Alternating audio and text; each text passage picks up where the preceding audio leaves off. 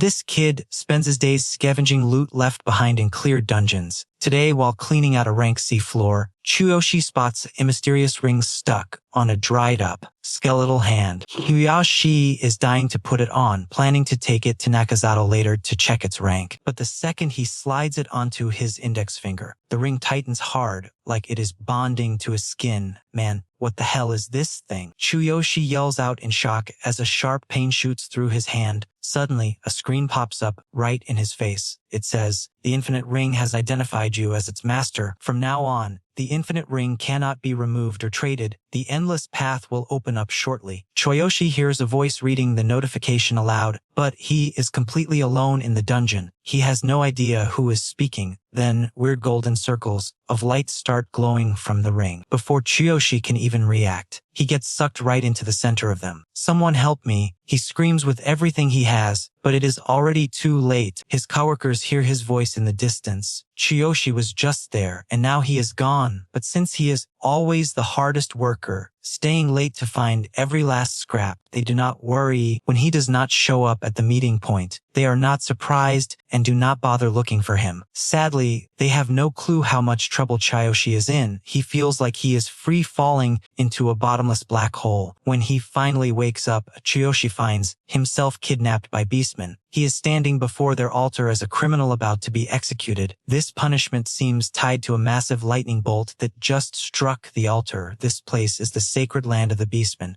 But Chuyoshi has no clue how he fell from that pit into this nightmare. On a high throne above the altar sits the Beast King, leader of the tribe, watching with a stone-cold expression. The king signals to start and a beastman steps up. "Listen up, brothers.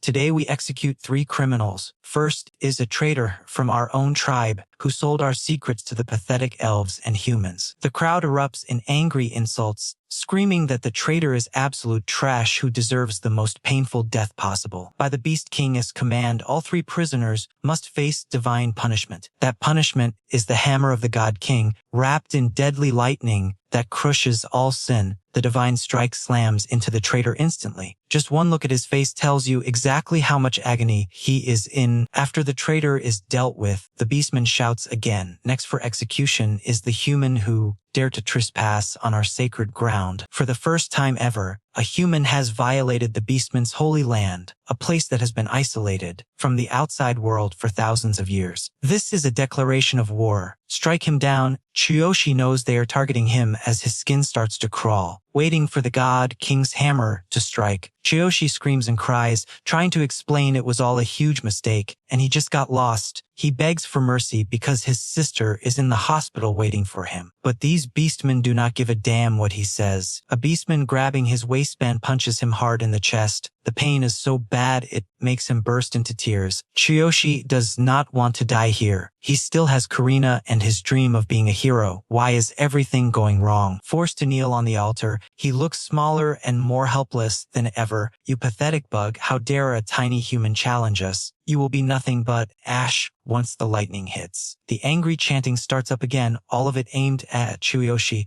The strike is coming fast, but he refuses to just lay down and die in this place. As the lightning bolts crash down on the altar, he uses every bit of strength to dive out of the way.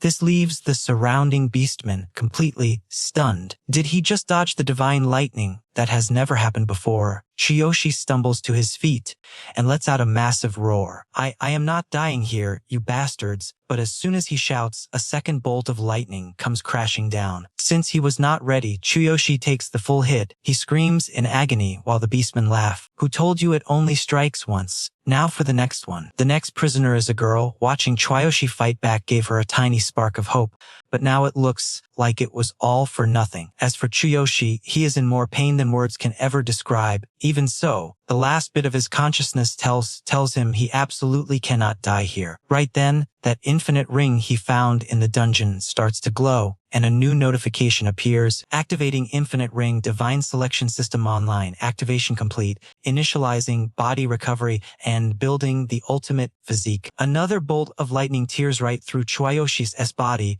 The beastmen watch with excitement because it is the first time they have ever seen someone survive this long. However, Chuyoshi's charred body suddenly starts to float high into the air. The process of building his ultimate physique is almost finished. The beastmen have no idea what is happening and look totally confused. As the build process speeds up, Chuyoshi's body slowly starts to heal. His god's eye skill is now active. In a daze, Chuyoshi can feel something special calling out to him from the void. His feet touch the ground once more and he starts walking, shocking every beastman there. His new ultimate physique is already 60% complete. 2 new skills, God's Mind Vault and Absolute Regeneration, are now fully online. Seeing him like this, a few beastmen, including the guy running the execution, start to feel real fear. They have never seen anyone get this close to the God King's hammer. Their Beast King, however, looks thrilled. Is he really trying to pick up the hammer? Chuyoshi does not even know what he is doing anymore. He just hears that voice constantly calling out to him, pushing him to keep moving forward. He has no idea why that voice is calling him, but his body is just moving on pure instinct right now. Finally, the process of building his ultimate physique hits 100%, and he gains a special new power called the Chosen One. Just like that, Chuyoshi leaves the beastmen speechless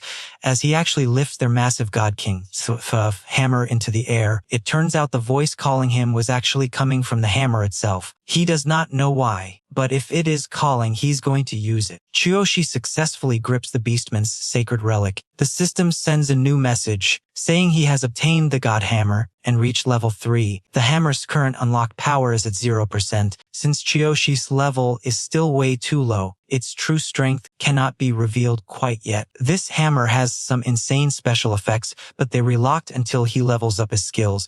Chuyoshi has to get stronger to tap into the true potential of this divine weapon. Seeing a tiny human touch their sacred relic left every beastman in shock. Even their king couldn't budge this thing. Legend says whoever lifts the divine hammer becomes the tribe's new chief. The legendary weapon is now in the hands of a human facing execution. Surprisingly, Chuyoshi's wounds have completely healed. Staring at the system screen, he's still lost on how he got so strong. One hand grips the hammer, while the other checks the display. Suddenly, the beastman priest charges him. Screaming, he warns the human not to touch the sacred hammer with his filthy, lowly hands. He lunges at Chuyoshi, clearly out for blood. The beastman crowd starts buzzing like a kicked hornet's nest. Bet that's General Ryuga. There's no way he'll let a human act this arrogant.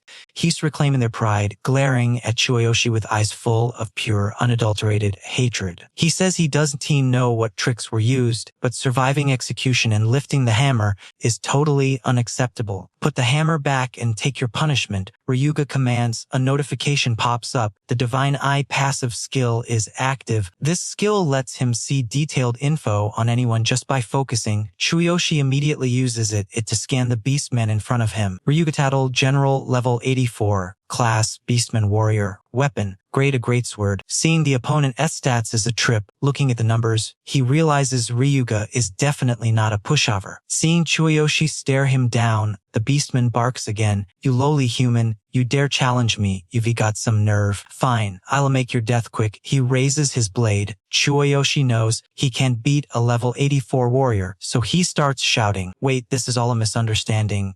But these beastmen are thugs who don't care for long conversations. Before he can finish, Ryuga swings his massive sword down. Everyone watching is sure Chuyoshi is about to be history. Ryuga is one of the 5 great generals. He's a monster even against his own kind, let alone a tiny human. The crowd expects Chuyoshi to be sliced clean in half. The moment that heavy blade hits, the entire altar shakes violently. It looks like he put every ounce of strength into that strike, but somehow Chuyoshi blocks it using the divine hammer. Driven by pure survival instinct, he can't even believe he stopped Ryuga's attack. His hands are completely numb. That hammer is seriously built different. Ryuga is shocked the kid's still standing. He figures the divine hammer is the only reason he survived. So he goes for another round. Chuyoshi tries to explain, but the guy just wants to listen to reason. This time, he ditches the sword and lunges, grabbing Chuyoshi's throat with a massive, hairy hand. He's going to toss him up and finish with an earthquake move. In this do or die moment, the system suggests using the copy skill. It senses the opponent's heart through a touch and lets him steal one of their abilities. One catch, he can only hold one skill. If he copies something new, the old one is gone forever. Chuyoshi is a sharp kid. He figures sensing the heart means he literally has to touch the guy's chest. As he is falling, he reaches out and barely brushes Ryuga's chest. It's enough, but the beastman has so many skills that Chuyoshi panics, unsure which to pick. Getting touched by a human is a massive insult to Ryuga's pride. He's livid, prepping his ultimate heaven and earthquake. Meanwhile, Chuyoshi finds a skill that actually works with his hammer, Heaven Quake. It's a top-tier warrior attack, but since he's missing the right class, its power is unconfirmed. Chuyoshi hits copy anyway. He strikes back with that move, leaving Ryuga speechless. No way! How is he using my technique? The general screams. Boom! A deafening explosion rocks the area. Chuyoshi thinks he won, but Ryuga is totally unscathed. The beastman is just confused. He even thinks Chuyoshi held back so much that it didn't hurt. It actually felt kind of nice. He wasn't holding back at all. But at level 3 with no matching weapon, he couldn't even scratch the guy. To make this work, he needs to level up fast. After reading the alert, Chuyoshi just mutters under his breath, "Are you kidding me?" Ryuga feels mocked that the human used his own move, but could he make it sting? He grabs his greatsword and charges the kid again. But Ryuga is stopped by a thunderous shout. The Beast King has left his throne to intervene. If the general is this scary, how monstrous is the king? When he lands, a massive shockwave kicks up a thick cloud of dust, completely blinding Chuyoshi. But what happens next is something nobody could have predicted. The mighty Beast King actually bows. The entire tribe is losing it. The king stands up. The Hammer King chose you. This is a sign from the gods. In 100,000 years, Yuri the first one the hammer accepted. He puts his hands on Chuyoshi's shoulders with sincerity. Compared to Ryuga, this king seems like a reasonable guy. In front of his tribe,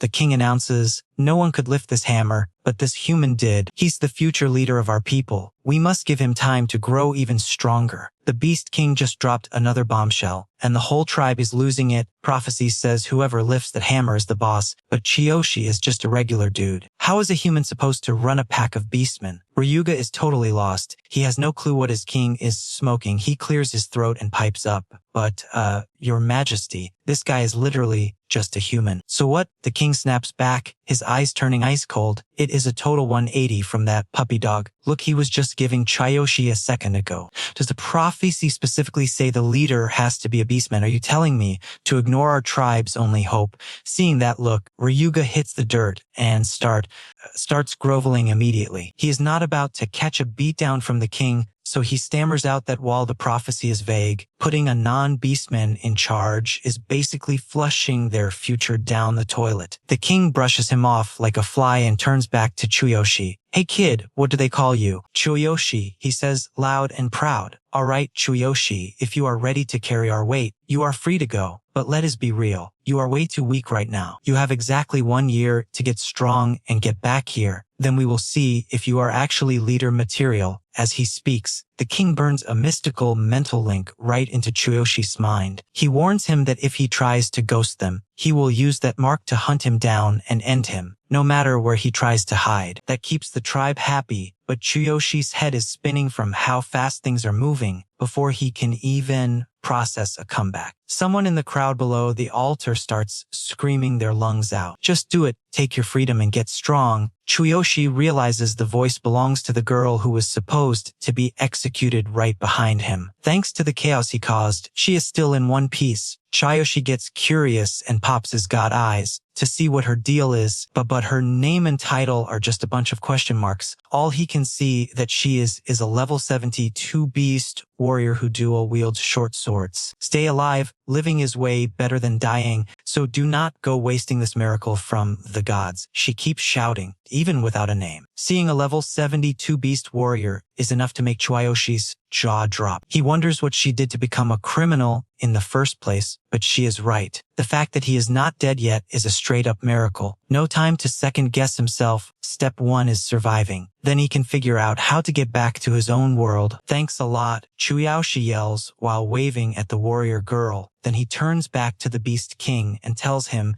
he is officially down for the deal. But as they seal the pact, Chuyoshi adds a condition. He wants to take that female warrior along. He figures she will be super useful for his training. She looks completely shocked that he is calling her out, specifically. This move basically means Chuyoshi just saved her life, and surprisingly, the king actually agrees to it. The girl is officially off the hook and free from her execution. Chuyoshi is safe for now, even though he is exhausted from the crazy day. He cannot sleep at all. His mind is racing with a million thoughts. He just stares at that ring. He vaguely remembers a voice, and it seems like this ring is the source of all his problems. He tried to rip it off, but it is stuck. Sure, the ring gave him these insane cheat powers, but how the heck is he supposed to get home? Everything is ready, master, a soft, sweet voice says, suddenly snapping him out of his spiraling thoughts. Chuyoshi turns his head and sees the beast warrior girl standing there, looking genuinely happy. Master, he repeats, not sure if he heard her right. Yet getting called master by a cute girl with animal ears is a massive ego boost.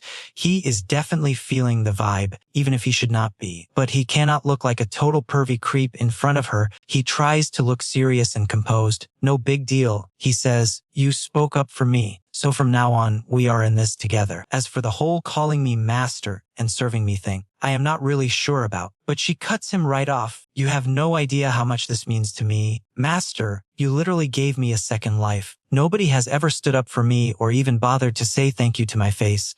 Only you did that, master. So please, just let me keep calling you master. Okay. She grabs Chuyoshi's hand, looking incredibly sincere. She keeps going on and on about how his sudden arrival was basically a miracle that saved her whole life. Because of that, she wants to dedicate her entire life to him. But at this close range, Chuyoshi really cannot handle looking into those sincere eyes. I mean, why does her outfit have to be so low cut? He tries to look away. Fine, if that is what you really want. Call me master. Thank you, master. Let us get moving then, shall we? It is getting pretty late. She leads the way, even warning Chuyoshi to watch his step, like he is a little kid. These are his first real steps in this strange new world. And honestly, it feels pretty great, but he snaps out of it pretty fast when he remembers that Karina is still back there waiting for him. He is still obsessing over how to get back to his own world when a system alert suddenly pops up. Notification. The infinite path is now available. Please note the cooldown time is 24 hours. Seeing the words infinite path makes his heart skip a beat. He remembers being dragged into that exact path at the bottom of the well, which is how he got teleported to this world in the first place. In other words, if he jumps back into that path, he can finally go home, right? Without even thinking twice, Chuyoshi gives the command, infinite path, open up. It feels familiar. He is sucked into those circles and from right behind the warrior girl. After all, after a rough ride through a warped tunnel, he is back at the bottom of the well. He checks his stats. The system is still there, and his new powers are active. He is still level 3, and the king's hammer is in his inventory. The system explains that his personal stats are shared between both worlds, but physical items are definitely not. To use items from the other world, they have to be placed in the inventory first. He's about to study this more when someone yells from the top of the well, "Hey, what are you doing down there? Get out before the cave closes." Chuyoshi is totally shocked to see his coworkers still standing there. He asks, "Why are you guys still here? I have been gone for like 5 hours already." "What are you talking about? You've been here the whole time. Lucky I came to get you. Now move it before the cave shuts." Listening to them, Chuyoshi realizes something is seriously wrong. He is positive he was in the beast world for at least 5 hours, with his coworkers nagging him. Chuyoshi has to climb out for now, even though his head is filled with questions. It seems like while he was in that other world, time back here completely froze. This is literally some straight-up sci-fi comic book stuff right here. So if he is back here, that means time in the beast world must be stopped too. Chuyoshi gets even more confused. Who was the original owner of this infinite ring that gave him these insane powers? After climbing out of the well, Chuyoshi suddenly remembers something important. Oh yeah, hey man, the next awakening test is happening tomorrow, right? Chuyoshi's constant drive to become a true hero is fueled by the deep pain and devastating loss he has lived through. Back then, in a heavy downpour, monsters swallowed the whole city. Little Chuyoshi ran for his life with Karina on his back, even after her legs had gone completely numb. Worse yet, their parents did not make it out in time. Chuyoshi faced a brutal choice. Keep running or go back and risk it all. just as he was paralyzed by the choice. Their neighbor Nakazato reached out and grabbed both kids. "Keep moving, Chuyoshi. If you stop now, it is all over. Do not look back. The darkness will swallow you both. Calm down. You cannot fight this shadow yet." That night of fire and wreckage, Chuyoshi cannot shake it. Even after all this time, the memory drags him back in the deep end of that old pain. "Hey, big bro." Karina's soft voice cuts through his thoughts, reminding Chuyoshi of the situation. "Are you really retaking that awakening test tomorrow? Are you okay? You just got home from work." Her voice and her face are both filled with worry. Even the nurses love how sweet and thoughtful she is toward others. "I am fine. You okay, Karina? Do your legs still hurt?" he asks while the nurse preps an injection.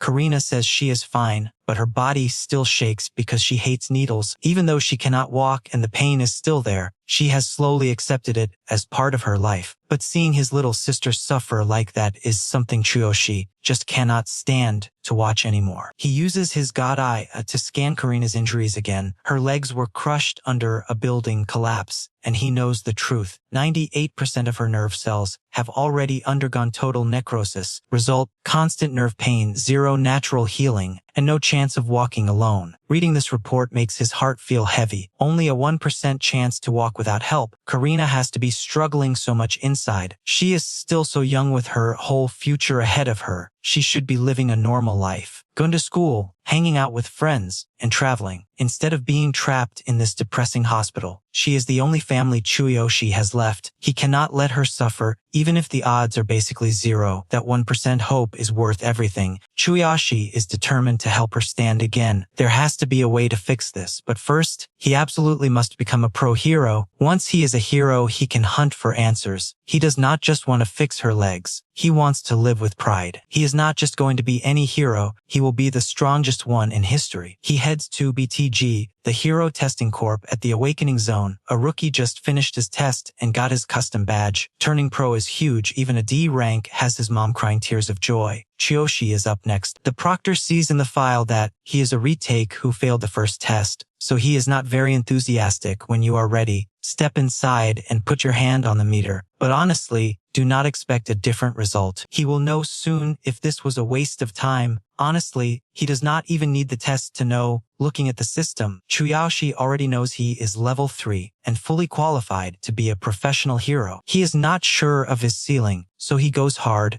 activating his superhuman state for the measurement. Outside, the proctor feels the ground move. He thinks it is an earthquake, but it is actually just Chuyoshi. Finally, the test finishes with insane results. He is a level 3 hero with 5,400 power. That number shattered the record. Chuyoshi is the new top dog, leaving second place in the dust at 9:30. Even he is stunned. He thought he would barely pass the last guy, not lap him 10 times over. Things are going to plan, and he is pumped. He pulls out the God King Hammer to check its power. Denied, the system says his level is too low to tap into the hammer's real potential just yet. Forcing a release takes massive energy, but 1 second should be enough for the machine to get a reading. He needs to know his max with the hammer. He tries again, really pushing to unlock the weapon's power. It works, but Chuyoshi feels his energy vanish instantly. This sucks. He just needs the machine to finish up. Holding the hammer causes a shockwave far beyond anything Chuyoshi expected. In the night sky above the city,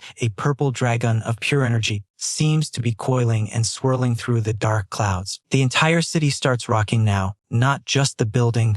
The machine starts screaming about an energy overload, failing to measure Chuyoshi's true power level because the values are just way too high for it. Suddenly, the power cuts out and emergency alerts blare through the whole building. The test is halted and everyone is told to evacuate immediately. The proctor frantically rushes into the room to warn Chuyoshi and get him out of there. He finds Chuyoshi drained, looking like a skeleton. The guy almost does not even recognize him anymore. Chuyoshi drags himself home. He totally underestimated the hammer. It drained him bone dry in just 1 second. He will bench the hammer until he is stronger. But honestly, he is just happy he hit his goal. He is officially a hero. Next day, he hits training where a guy named Gare takes over the rookies. Gare is a level 9 warrior with 1200 power. He looks terrifying, but Chuyoshi's eyes see the truth. Level 9 and only 1200. Chuyoshi wonders how high his own stats will be at that level. Gare is clearly miserable training these kids. He would rather be in a COD dungeon than here. You are all hitting the COD dungeon tomorrow. Find your class and maybe some low-level loot. Gare's announcement has everyone around Chuyoshi standing there with their mouths wide open. They are just rookies who just passed the test. They have zero skills or actual combat experience. Usually, they would get a week of physical training first, but Gare is skipping all that and throwing them straight into a D-rank dungeon. Basic physical training. Gale snapped back. We don't have time for that nonsense. You guys are heroes now, which means you sharpen your skills through real combat. Experience is the only teacher you've got left. I've been exactly where you are. Consider this your only warning. This training is brutal. If you can T-hack it, then get lost. Are we crystal clear on that? That are we clear bit really rubbed Chuyoshi the wrong way. He knew the guy was just venting his own frustrations. I guess even heroes are just human, meaning you're bound to run into some total jerks. It's just part of the job. And Chuyoshi was still feeling pretty good though. Why? Because he had a level 72 beast girl waiting for him back in the other world. The second the cooldown for the infinite path skill ended, he was going straight back to her world. That night, Chuyoshi headed home and flipped on the TV. News anchors were buzzing about a recent earthquake that caused power outages across the city. Though luckily everyone was safe, it was all over the headlines. Chuyoshi was the one who actually caused that massive tremor, but he didn't give a damn. All that mattered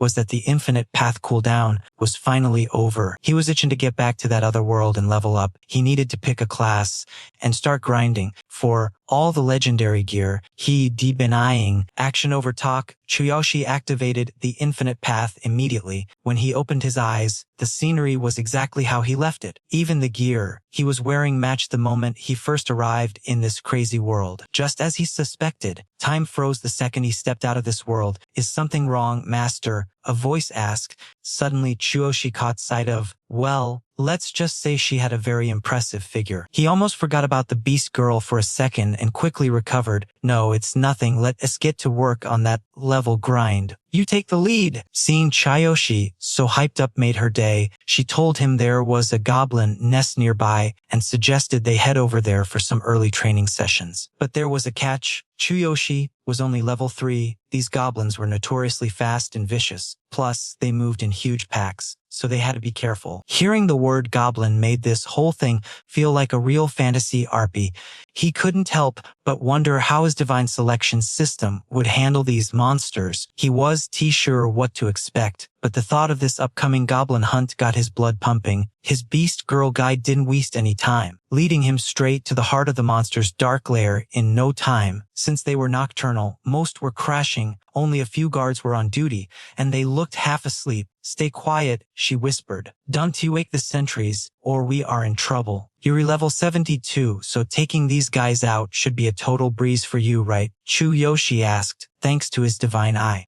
He could see more than just her level. Her combat power was a staggering 630,000. That power was terrifying. Having her around for a level grind definitely made him feel safer. How do you know my level? She asked. Hey, I'm your master for a reason, he joked. Chuyoshi brushed the question off since he could exactly explain the whole system thing to her. Then he made a suggestion. By the way, why don't you show me how a high-level hero actually handles a real battle? She wasn't trying to say no, but there was a problem. If she fought right next to him, he wouldn't gain any experience points because the gap between their levels was just too massive. Chuyoshi felt a bit let down. He really wanted to see her in action. In action, you're too kind, master. But if you truly want to see, I'll give it a shot. I am not sure if it'll help, but watch closely. With that, she pulled a lethal-looking dagger from her belt. Her eyes went sharp, and her speed was absolutely terrifying. As she lunged forward, she delivered an instant, precise slash, dropping the monster before it could even make a sound. Chuyoshi couldn't help but clap. That was exactly the kind of move you'd expect from a level 72 warrior. Seriously,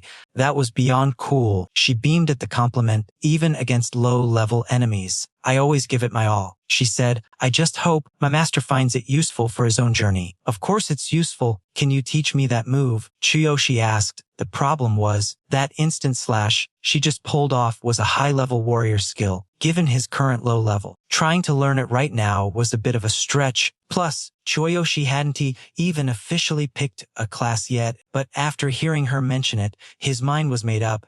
If he had to choose, he was going to be a warrior. Having a level 72 warrior by his side meant he could use his copy skill way more easily. No more worrying about class compatibility or getting caught using some illegal moves. There was one more issue. He still couldn't wield the hammer of the God King, so he needed a backup weapon. Did you choose to be a warrior because of me? She asked, blushing. I'll make sure to help you out. She looked genuinely touched. Suddenly, she reached out, grabbed Chiyoshi's hand, and spoke with total seriousness. I promise I will do everything in my power to help you level up, Master. But first, we need to gather some basic warrior gear for you. To be honest, Chuyoshi was a pretty straightforward guy, so his eyes naturally drifted, well, to where most guys would look. The way she was dressed made it seriously hard to focus on a single word she was saying. But before Chuyoshi could even look away, the goblin guards started their shift change. And things got real. They didn't stay hidden for long. 2 level 3 goblins with a combat power of 420 spotted the intruders and came charging right at them. This time, Chuyoshi wasn't planning on hiding behind her. He wanted to handle this business himself. Since he was empty-handed, he borrowed her silver dagger. Master, please be careful, she said, clearly worried. Fighting enemies at your own level can be very dangerous. But Chuyoshi's mind was made up. He still hadn't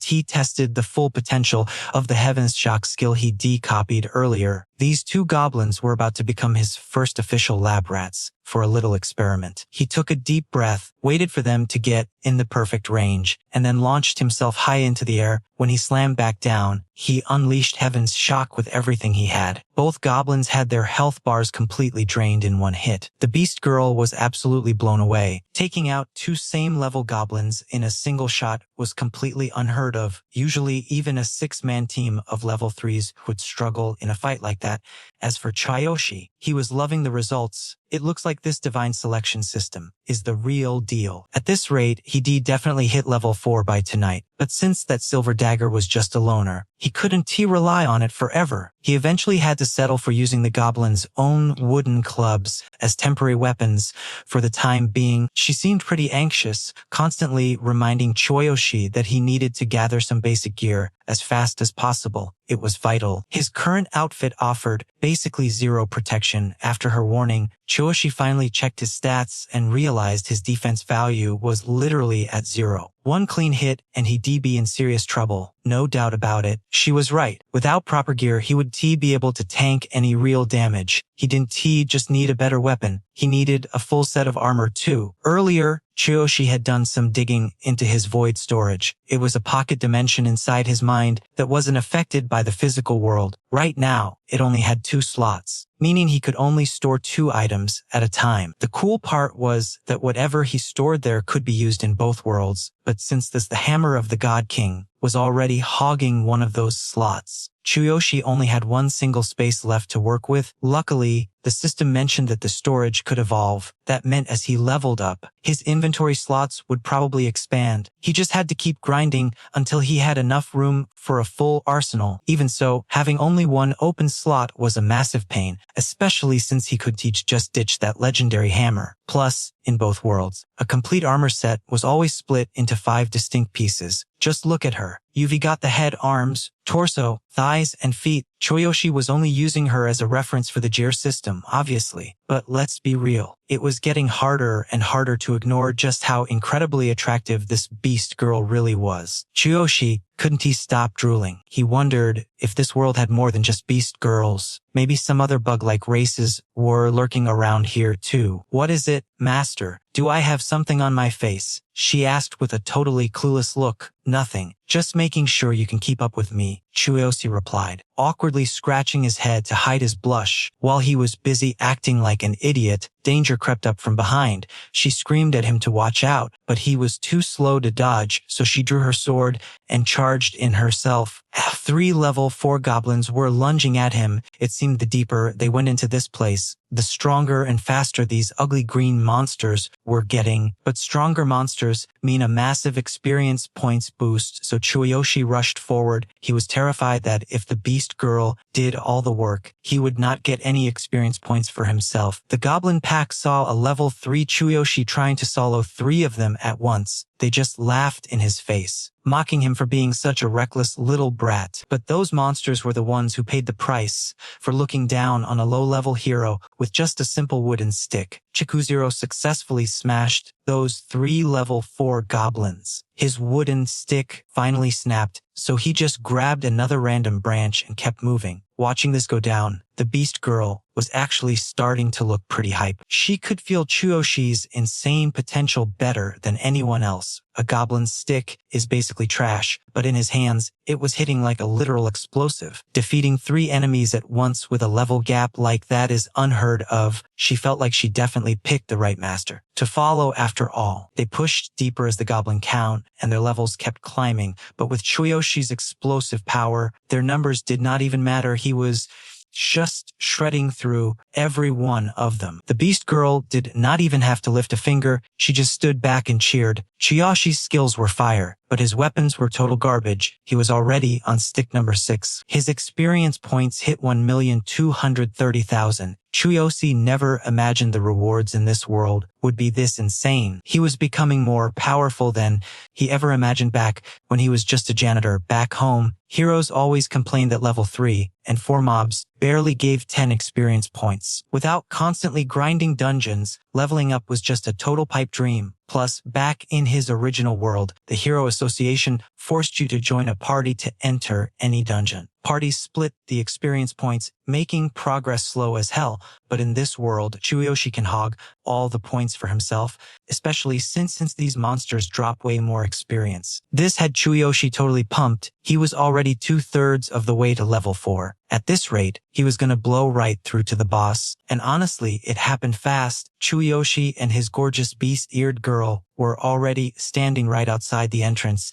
to the big boss's lair. Just seeing the shadow of that goblin boss made Chuyoshi realize this was not a pushover like the ones before. Damn, this one's been totally consumed by the darkness. The girl whispered. That word, darkness, sent a cold chill down his spine. Does this world have it too? It felt just like the shadows hiding in the caves back home. He wondered if this darkness was actually some kind of living entity, that goblin looked exactly like the one that murdered his mother. Could it actually be the same monster that destroyed his life? Just thinking about it made Chuyoshi's hands shake with pure rage. The girl did not even notice. She just kept rambling on and on beside him. Enemies taken over by the darkness become insanely strong. This boss is only level 6, but that dark energy makes it grow many times more powerful. The darkness is not just a power boost. Its whole existence is a massive mystery. I will handle this boss myself. No, Chuyoshi snapped at her, cutting her off instantly and firmly. He knew it was dangerous, but thinking this thing might be the one that killed his parents and ruined Karina's life made his blood boil over. He did not know how these worlds were connected, but he just had to do this. He wanted to end them with his own 2 hands, both now and in the future, without waiting for her to say another word. Chuyoshi bolted straight out from his hiding spot. He threw a massive strike right away, hoping to finish the fight in a single blow. All of Chuyoshi's hate was packed into that hit, but it only managed to take out 25% of the boss's total health bar. Then, that dark goblin boss just swatted Chuyoshi away like a fly. Its power was way beyond anything he imagined. Chuyoshi slammed into the ground face first. His whole body screamed in pain as blood started dripping from his mouth. The monster opened its mouth and a long, gross red tongue shot out. The beast girl could not just watch anymore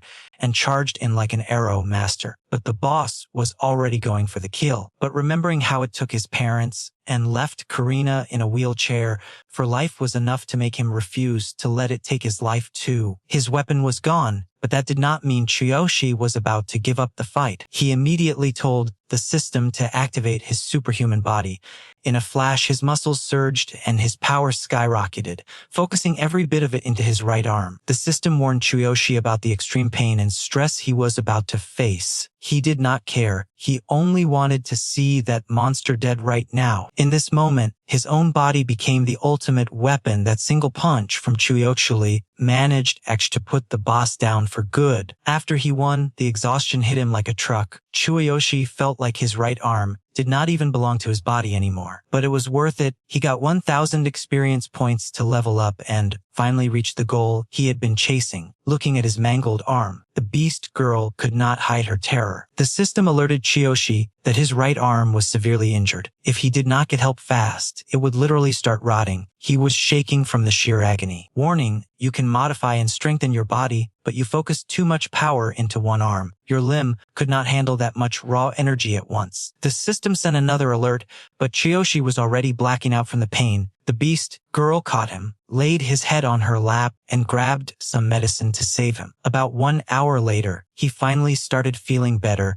Chuyoshi realized that while healing here was slower than back home, the results were incredible. This world's medicine must have a long history. Now Chuyoshi could move his right arm perfectly again. In fact, it felt even stronger and more powerful than it did before. Since the medicine worked, the girl was hyped. Once she saw Chuyoshi was okay, she told him to hurry up and grab the reward because the boss was dead. If she had not reminded him, Chuyoshi almost forgot about the reward. He just risked his entire life to get. Plus, since Chuyoshi took the boss down so fast, he got one more bonus prize. His reward was upgraded from a partial one to a full chest. Looking at the dark treasure chest, the beast girl's eyes lit up with pure excitement. It makes sense. Dark gear is incredibly rare around here. The kind of stuff you hardly ever see at auctions. All that hard work was just for this reward. So the second Chuyoshi touched that treasure chest, he was on cloud 9. He pops the lid and a blinding light pours out. But before he can even get a glimpse of what is inside, Chuyoshi slams the thing shut. He suddenly realized his inventory was almost full with only one slot left. Would the entire dark outfit count as just one single item? He asked himself if putting it in storage would only take up one spot. If he ran out of space, he would be in deep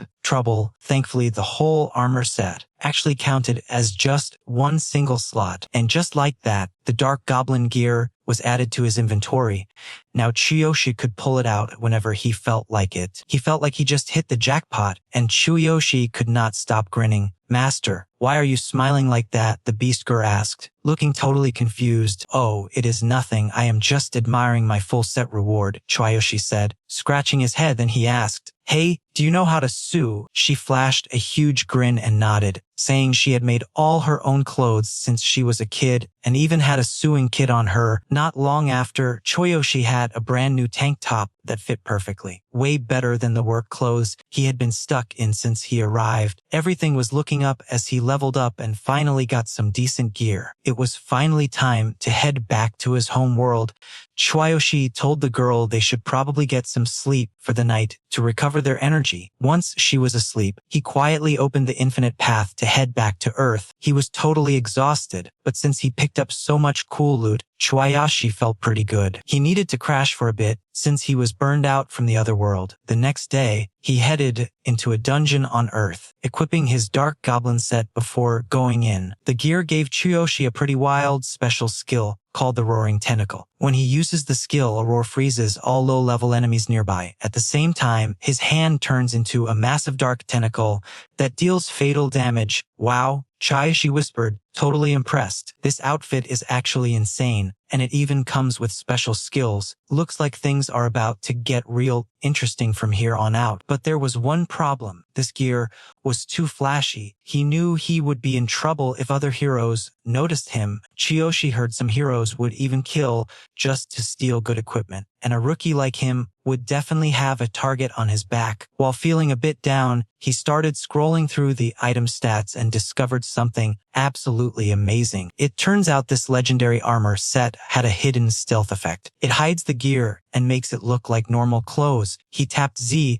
and the goblin armor vanished, but the stats stayed active. Now his biggest headache was finally gone. He had a few minutes before the meeting, so Chuyoshi decided to grab a quick snack. Suddenly, the phone in his pocket started vibrating. When he answered, the person on the other end sounded terrified. "Is this Karina's brother? I am the head nurse at the hospital. A group of scary people just showed up and are trying to take Karina away. They say she owes them money. Please get here right now." Chuyoshi's face went pale. He had definitely borrowed the money because he had no other choice to keep his little sister in the hospital. He just did not understand why those guys were suddenly trying to snatch her when he was making his weekly payments exactly like they agreed. Chuyoshi did not have time to think. He told the nurse not to let anyone touch Karina, but the call turned into total chaos before cutting out. He was so furious he literally crushed the phone in his hand. He did not care about his first training session anymore. With his new gear and skills ready to go, Chuyoshi sprinted straight toward the hospital. Back at the hospital, Karina was struggling. She was crying and begging them to leave her alone. But of course, those thugs did not care at all. "What do you want from me?" Karina sobbed, feeling totally helpless. "You will find out soon enough.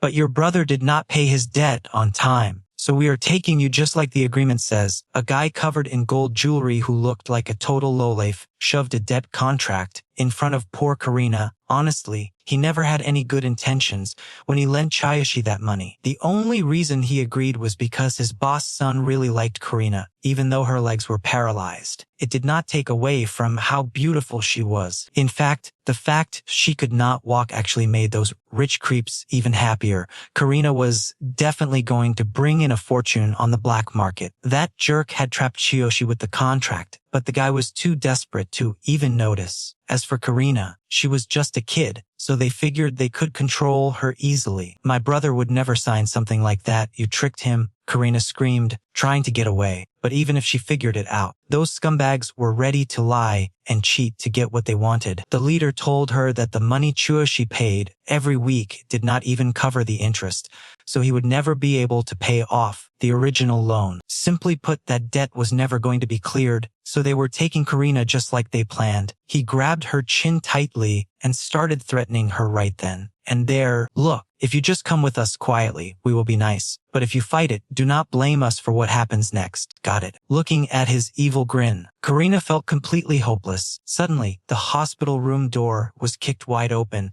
Chuyoshi stood there with a look of pure rage on his face. He let out a low, terrifying growl. "You better get ready for what is coming." Chuyoshi ripped the door open with such force that the metal frame twisted and warped beyond recognition. Standing in front of those loan sharks, his stats showed he was level 4, a warrior class equipped with the Dark Goblin set and the Roaring Tentacle skill, no weapons. But he had the Earth Tremor copy skill and 0 out of 6,000 experience points. Takashi's crew turned around to see who it was. His little sister, Karina, who was sitting in her wheelchair, looked up and could not help but cry out for her brother. Takashi just stood there with his hands in his pockets, glancing over at him. "So you finally decided to show up," he said, turning around to face Chuyoshi with a smug look. "Why do you look so mad? This was the deal, right? Besides, it is not like you need a crippled little sister anyway." Before Takashi could even finish, Chuyoshi lunged forward and decked him. That one punch shattered his glasses and knocked out a tooth. Takashi could barely breathe out a single word before Chuyoshi hit him again, sending him spinning 360 degrees through the air. Chuyoshi was shaking with pure rage, his veins popping out as a faint red glow started to burn in his eyes. The system suddenly flashed a notification. Strongest body part identified as legs, enhancing power and movement speed.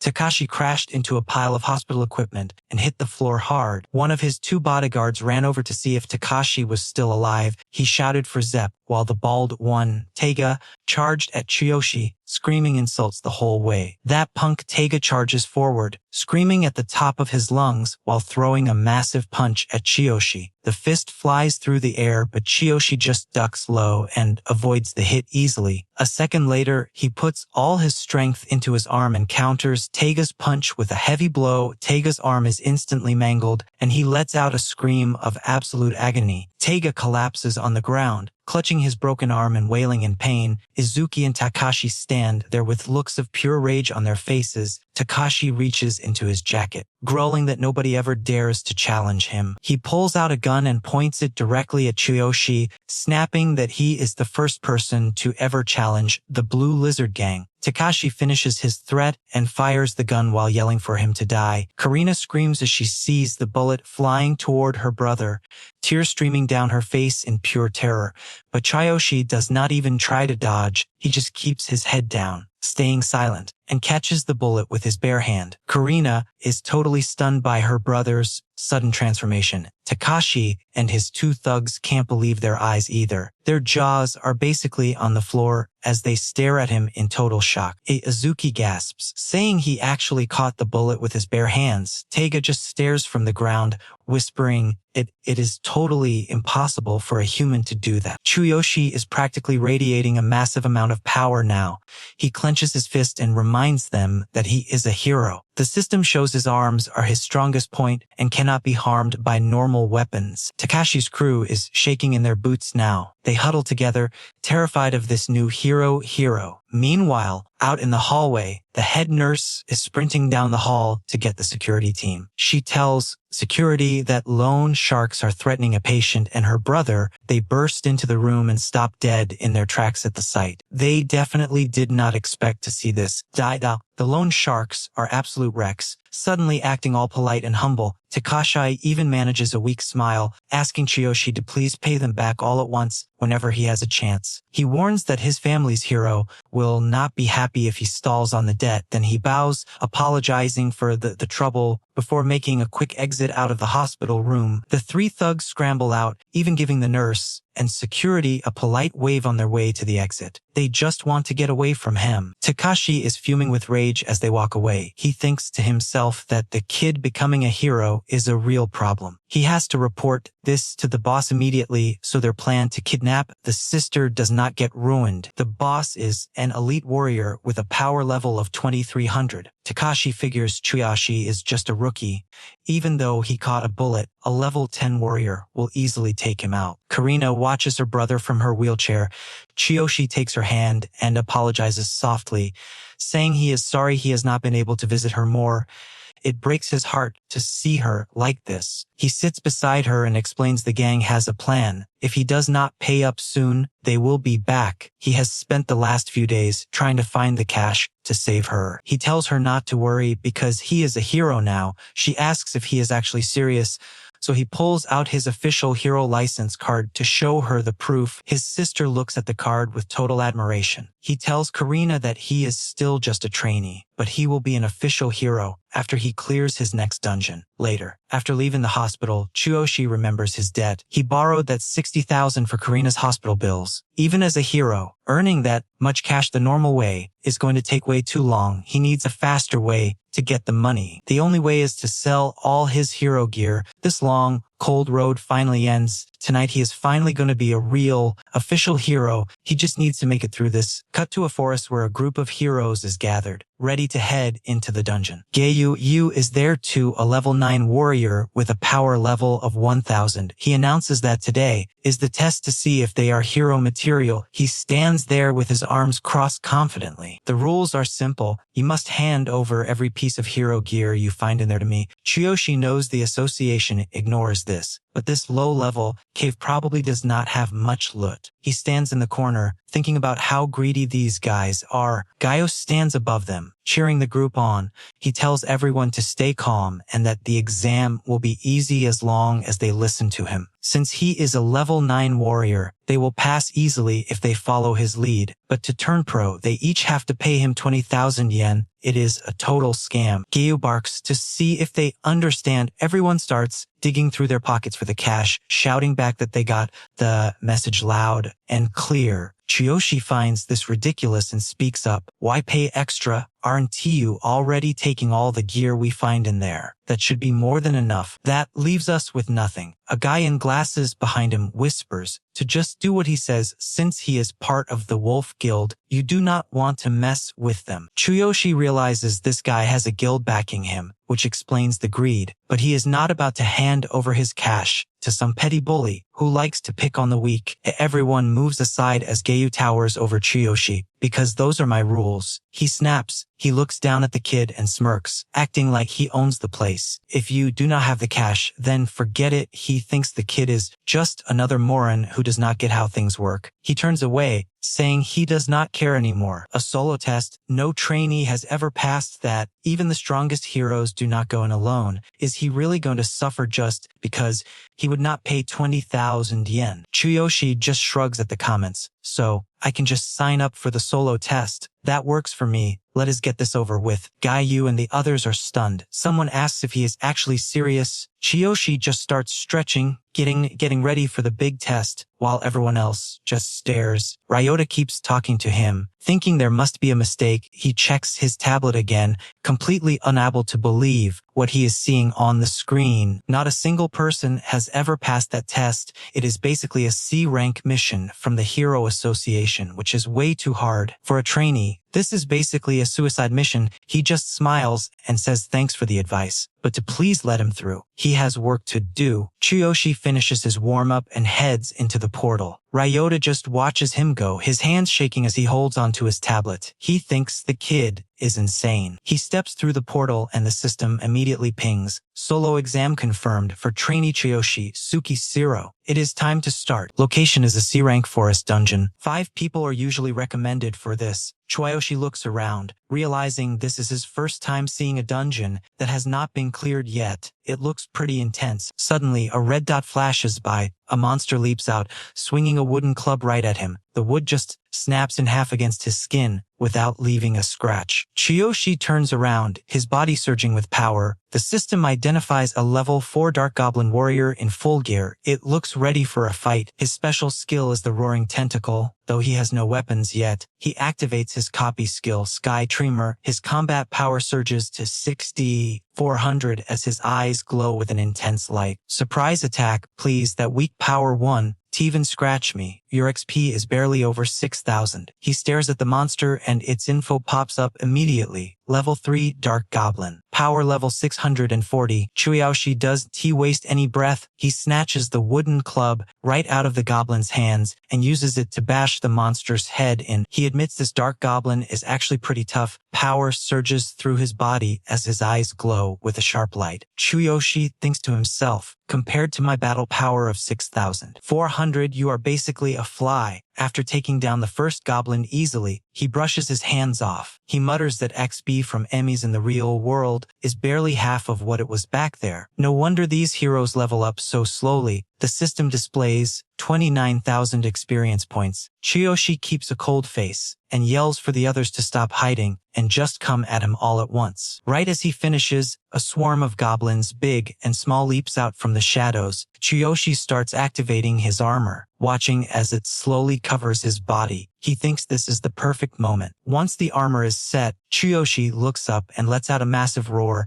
The goblins lunged forward, wanting to tear him apart, but he uses his roaring tentacle skill to rip right through them instead. As he goes on a rampage through the goblin mob, Chuyoshi keeps shouting for more. Outside the portal entrance, Ryota is still glued to his tablet, watching every single move the kid makes. He pushes up his glasses and sighs. It has been almost an hour. If the kid has survived on his own for this long, he has definitely proven he has got what it takes. He keeps talking to himself. Aren't you scared at all, rookie? No sane person takes the solo test. The association is going to scrap this exam soon anyway. In a few minutes, this kid is just going to be another name on an obituary. Suddenly, he looks up at the portal and gasps. The results for the solo test are in, and Chuyoshi Tsukishiro actually passed the exam. Chuyoshi walks out completely covered in mud and grime while the system display pops up again. Level 4 Class Warrior, equipped with the Dark Goblin armor set. Special skill unlocked. Roaring Tentacles. Weapons known. Skills none. Copy skill. Heaven Tremor. Battle power 6,400. Chuyoshi rubs his neck and awkwardly asks Ryota if there is a place nearby where he can wash his face. 60. Out of 6,000 from another portal, Gayer and a group of other heroes emerge. He walks in front,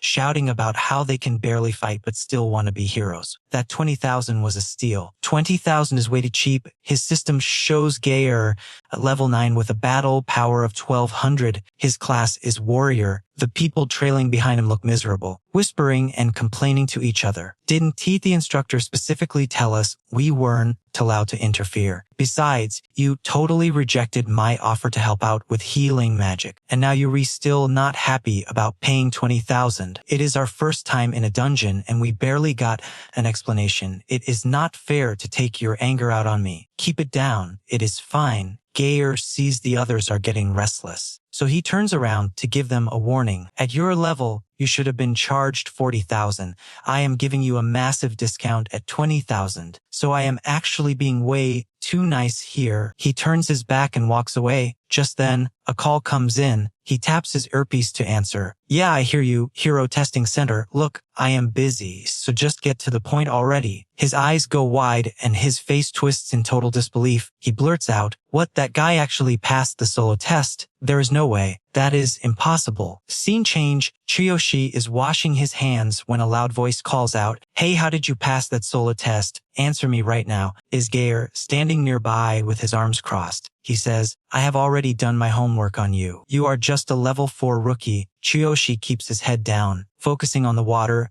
and ignoring him completely, seeing the silence. Gayer gets annoyed and asks if he used some high-end items to cheat. No rookie has ever managed to beat the solo test before. After finally washing off all that dirt, Chuyoshi looks up and gives a very calm reply. Just because nobody has ever done it yet does mean it's actually impossible, right? Maybe it is because of that $20,000 fee you are charging people. When Gayer hears that, he loses it. He rushes over and grabs Chuyoshi by the collar, yelling, are you mocking me right now? Answer me before you regret it.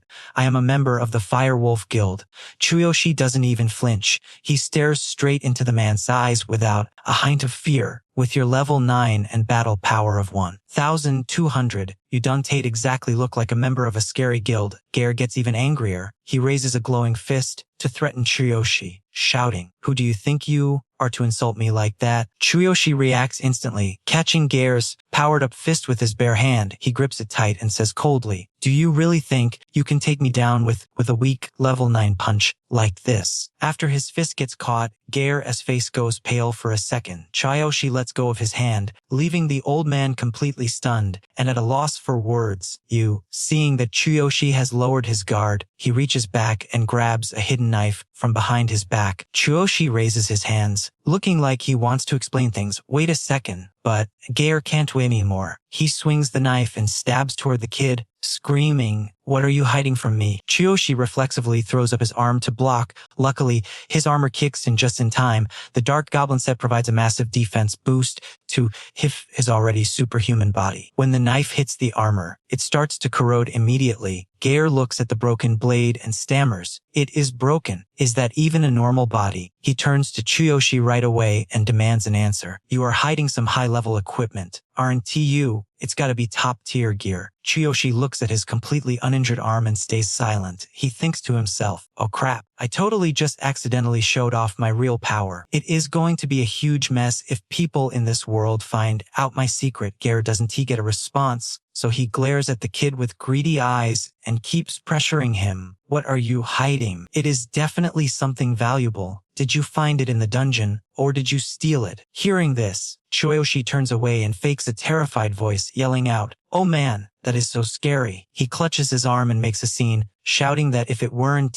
for that old rusty dagger, he would have been in real trouble. Ryota, who was watching the whole time, finally walks over. Sorry for the wait. Mr. Suzuki Zero, let's get your identity verified. With this, you'll officially become a hero. Chuyoshi quickly avoids Gayer's gaze and turns to Ryota, replying, I get it. I will go right now. He turns his back and walks off, leaving Geir standing there alone while he keeps acting like a victim. Chuyoshi thinks to himself, thank God, he wouldn't dare try anything stupid in front of the staff, right? Geir watches their backs as they walk away, his face twisting into a creepy, disturbing smile. It's obvious he is absolutely obsessed with getting his hands on whatever equipment Chuyoshi is wearing. As Chuyoshi follows Ryota out, he can shake the feeling that something is off, but he can't quite put his finger on what it is. He glances back at Geir, calculating his chances. Thanks to the system, his battle power is way higher than a normal level 4, but facing off against high-level enemies will still be tough. Eventually, night falls and Chuyoshi is lying awake in his bed. He thinks about Sakura from the other world and feels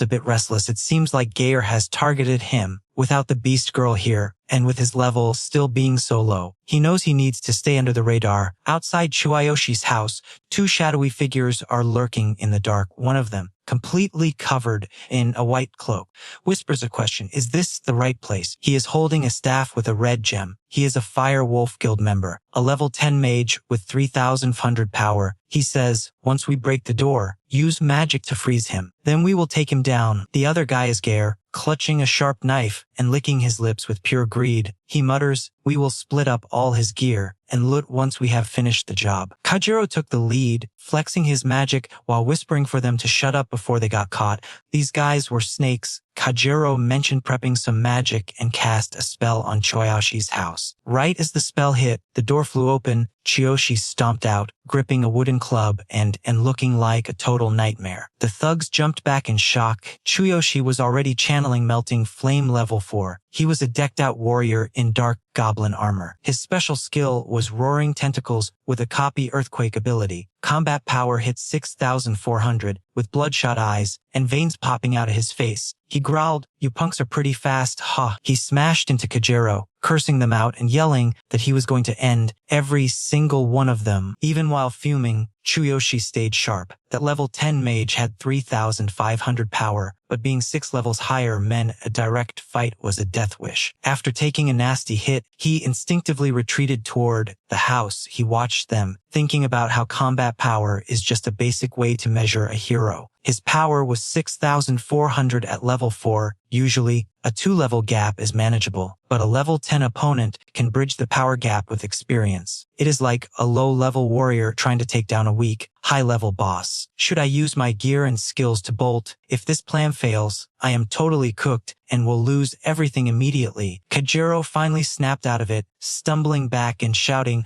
you tried to ambush me. Good thing my cloak has extra defense. I am going to kill you and strip your corpse of everything. He finished his threat by waving his staff and launching a massive fire spell straight at Chuyoshi. The flame scorched him. Chuyoshi backed away, gritting his teeth.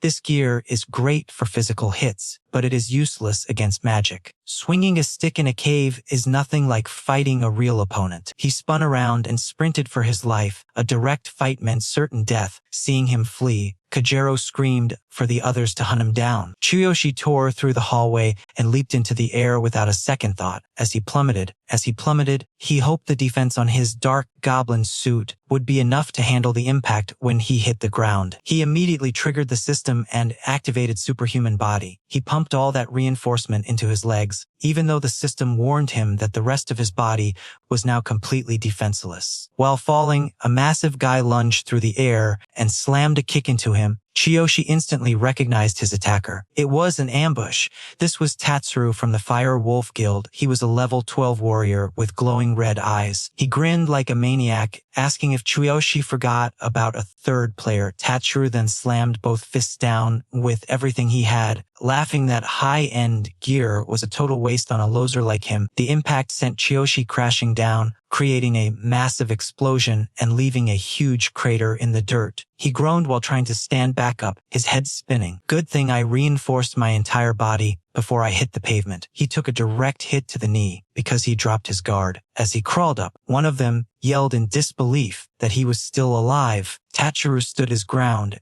as Kajiro caught up. Kajiro demanded to know what skill a rookie like him was using. Chuyoshi did not say a word, his veins bulging as he let the goblin armor encase his entire body. His eyes burned with pure hatred. Since they wanted him dead, he was going to return the favor. The system's screen popped up, level 4 warrior, dark goblin gear, special skill roaring tentacles, and copy earthquake, combat ready, with 6,400 power and almost 1,000 experience points. Chuyoshi roared. He unleashed his roaring tentacles, and a barrage of projectiles went flying. The thugs were blown back by the sheer force of the explosion. Panicking, one of them started chanting a restraining spell. This magic allowed him to freeze any target for 1.5 seconds since the kid was at a lower level. This spell would force his body to a complete halt. Chuyoshi realized his armor was locked. His hands were shaking as he realized his skills were neutralized. The 3 thugs rushed him, with Kajiro leading the charge and mocking him. Having a skill like that at your level means you are carrying something worth a fortune. Tatsuru laughed, saying they would just split his gear once he was dead. Suddenly, a notification from his ring flashed. The cooldown for the infinite ring was over. He could finally use the infinite path. Looking at it, he knew he was saved. Right as they closed in, he activated the infinite path. Stepping into the portal, he left them with a warning.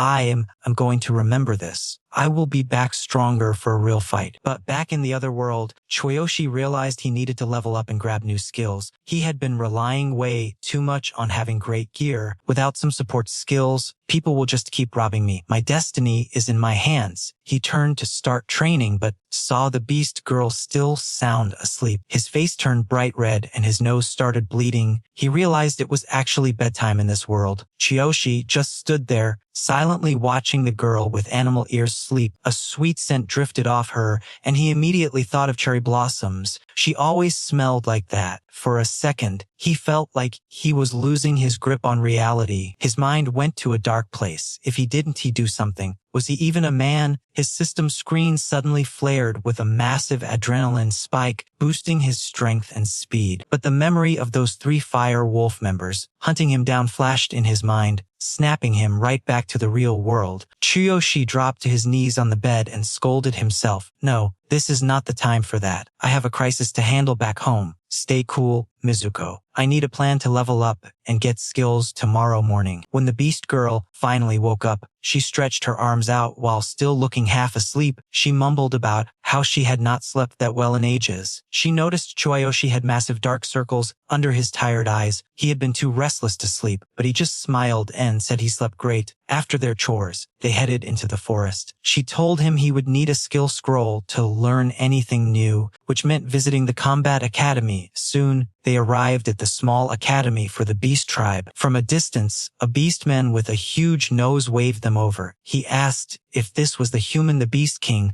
was interested in, but mentioned there were rules for joining. First, you have to be level 6 to take the exam, and you are only level 4. You are way too early. Chuyoshi rolled his eyes, thinking the whole thing was a hassle. The beast girl leaned in and apologized. To him, she had not practiced at the academy in so long that she had totally forgotten about those entry requirements. Chuyoshi felt bad for her and told her it was fine. He needed to level up anyway, and said he would come back later. As they turned to leave, she whispered to him. She suggested a nearby low-level cave for easy experience. Watching them go, the beastman sneered that a lowly human would never be accepted by their tribe. If the Beast King hadn't given the order, I'd have ripped you to shreds by now, even at level 6. You're never passing that exam. Bringing a stray mutt along is just like you, honestly. You two are the perfect pathetic pair. Hearing his trash talk, she felt a wave of guilt. It's my fault. Master is so kind that I forgot where I belong. I'm just a burden hanging around his neck. She looked miserable, thinking she should cause him any more trouble. She needed to explain everything and say goodbye. But suddenly, Chuyoshi seemed to read her mind just by looking at her face. He instantly tightened his fist and marched back to the beastman. Before the girl could even yell, Chuyoshi grabbed the guy by his collar and lifted him up, his voice booming with power. You little punk, what did you just say? You want me to rip that mouth right off your face? He glared with a murderous look, growling every single word. Apologize to her right now. But the beastman still hadn't learned his lesson. I'm just stating facts. She's a mix of human and beast, in other words, a half-breed. She's got nothing to do with us and doesn't he even have a real name just then. The system display popped up. A half-breed isn't of a pure beastman and is usually considered a total embarrassment to the entire species. Born from different species, these half-breeds are despised everywhere and treated like trash. No matter their rank, they aren't even worthy of a name. Most are hunted by both sides and forced into a life of pure misery and suffering. Chuyoshi finally put the pieces together. He realized she was actually the offspring of both humans and beastmen. That's why his divine eye skill couldn't see her name before. She never had one to begin with. Meanwhile, he was still holding the beastman by his collar as the guy kept talking. But Gravakan was still acting like a jerk. Listen, human, don't get cocky just because the Beast King likes you. If you insult a real beast warrior, I'll make sure you're punished fairly. I'll apologize if you actually pass the exam, but I doubt a tiny human like you has what it takes. His words left both Chuyoshi and the girl standing there in dead silence for a few seconds. Seeing Chuyoshi stand up for her made her blush. Master, please, it's okay. You don't need to get mixed up with someone like me. He suddenly dropped the guy and spoke a single word, Sakura. He looked at the beastman with pure contempt and said, her name is Sakura, remember it. The girl's ears as perked up as she thought. Sakura, is that the name you were giving me, master? Chuyoshi left the standing there stunned and turned to her. Remember what he said. Once I pass this thing, he's going to give you a real apology. He threw an arm around her shoulder and started walking. Come on, Sakura, let's go level up in a lush green forest. Chuyoshi gripped his knife and told Sakura they were looking for fox beastmen. These are rare, alright, let's go grind some levels. Sakura was still blushing. She looked at Chuyoshi and softly asked why he chose that name for her. He looked confused and reached up to scratch his head. You don't like it? Honestly, it just kind of popped into my head. She started waving her hands, worried he'd misunderstand. No, I love it. I really do. She looked down shyly and asked for the reason behind it. Chuyoshi rubbed his cheek, looking a bit embarrassed. This is kind of awkward, but you always smell like cherry blossoms. So, I thought Sakura fit you perfectly. Sorry if I overstepped by just naming you like that. Before he could finish, Sakura ran up and hugged him from behind. Thank you, she gave a happy smile, and told him she absolutely loved the name. Sakura, my very own name. Seeing her so happy made Chuyoshi blush as he brushed it off. It's nothing. Soon, they stood before an icy cave, ready to do this. As they headed inside, Sakura whispered to him, that dagger I gave you, is it working out okay? He gripped the weapon tightly and thought about it. It wasn't some legendary item, but it beat the hell out of a goblin club. Chuyoshi took a few practice swings and gave her an answer. Yeah, I'm good since I got that buff. Every weapon feels light as a feather. His system flashed level 4, class warrior, gear, dark goblin set, weapon, mace, no active skills except for earth tremor copy, combat power, 6400. Meanwhile, a pair of glowing red eyes watched their every move from the shadows. A pack of fox beastmen suddenly emerged, looking totally ripped. The system warned him, Fox Tribe, faster and smarter than average beastmen. Any adventurer who underestimates them is going to regret it. Level 5 power, 720. Chuyoshi didn't flinch. He glanced at her and said, Sakura, hang back and just coach me like before. I need the experience. So don't jump in. She nodded immediately, thrilled he used her name. Yes, master. Then, another system notification popped up for Chuyoshi. Party mode restrictions. If the level gap between the highest and lowest members exceeds 5, you get 0 experience or loot. Chuyoshi processed this and charged, let's test this new blade. Sakura shouted a reminder, Fox Beastmen are incredibly light, so watch your timing. As Chuyoshi lunged at the pack, he realized she was right. These things were fast. The foxes didn't just stand there. They attacked with shards of sharp ice. Chuyoshi slammed his foot down and activated Super Body, focusing all his strength to boost his physical defense. The foxes were stunned by his sheer presence. His body took no damage from their hits. He smirked and told them that with such low power, they couldn't even scratch him. Sakura watched from a distance, her eyes glowing with pride. My master's defense is insane. He really is the one chosen by the gods. These low-level mobs are nothing to him. He'll hit the next level in no time. Chuyoshi slashed through the pack, Realizing speed mattered more than power here, his experience points were skyrocketing. He looked at his dagger, realizing how lucky he was to have exclusive access to all this experience. Level 4 warrior, no gear, iron dagger, skill earth tremor, experience 1860 out of 6000, power 6400. Chuyoshi was impressed by the speed of his progress. He started doing the math. Those 3 guys have a max power of 3900, but they re-level 12. No matter how high my power is, that level gap makes things nearly impossible. He memorized the stats for the Fire Wolf Guild. Gaia, level 9, power 1200. Kajiro, level 10, mage class, power 3500. Vadashuru, level 12, power 3900. It's a huge disadvantage. Considering their skills, winning will be tough. I have to close the level gap and get 4 more skills. After wiping out the foxes, Chuyoshi turned back to Sakura. Let's hit level 6 in one go, Sakura. I'm going to make that arrogant beastman bow his head to you. She blushed and agreed. They headed straight for the fox boss, who had a sword strapped to its back. It turned around, drool dripping from its fangs, wearing spiked armor. This beast was easily 10 times bigger than Chuyoshi. That sword on its back was radiating massive power. Chuyoshi whispered, I wonder if that thing actually drops. Chuyoshi is hiding behind a boulder, eyes lit up as he spots that sword, perfect size and power. Sakura sees him staring and whispers, you want it, master. Chuyoshi thinks about it for a second. Nah, just curious. Does it actually drop? Sakura explains that basically all gear in this world can be looted, but drop rates depend on rarity, so you gotta keep grinding until you get lucky. Boosts can change depending on the tier to speed things up. A glossary pops up, drop rate. The chance of getting loot after a kill. Usually, the higher the quality and level, the lower the drop rate. Chuyoshi stays hidden, processing all this new info. He has got a lot to think about now, so there are drop rates. Chuyoshi uses his true eye to scan the boss. Dark Fox Beastman level 7, power 1500. He is secretly hyped, checking the details. The system shows the chilling light sword, 6% drop rate. That is rough. Getting it at level 6 will be tough. Chuyoshi sighs, such a waste. It is perfect for me. Just then, a system notification pops up, and he quickly opens it to check. Item exchange system activated. You can swap different items by meeting certain conditions. The gear available for trade scales with your own level and abilities. Temporary trade items will cycle out, so do not miss out. Chuyoshi stands there thinking, there is still so much about this system he does not know. Right now, only the drop rate ticket is available. It boosts loot chances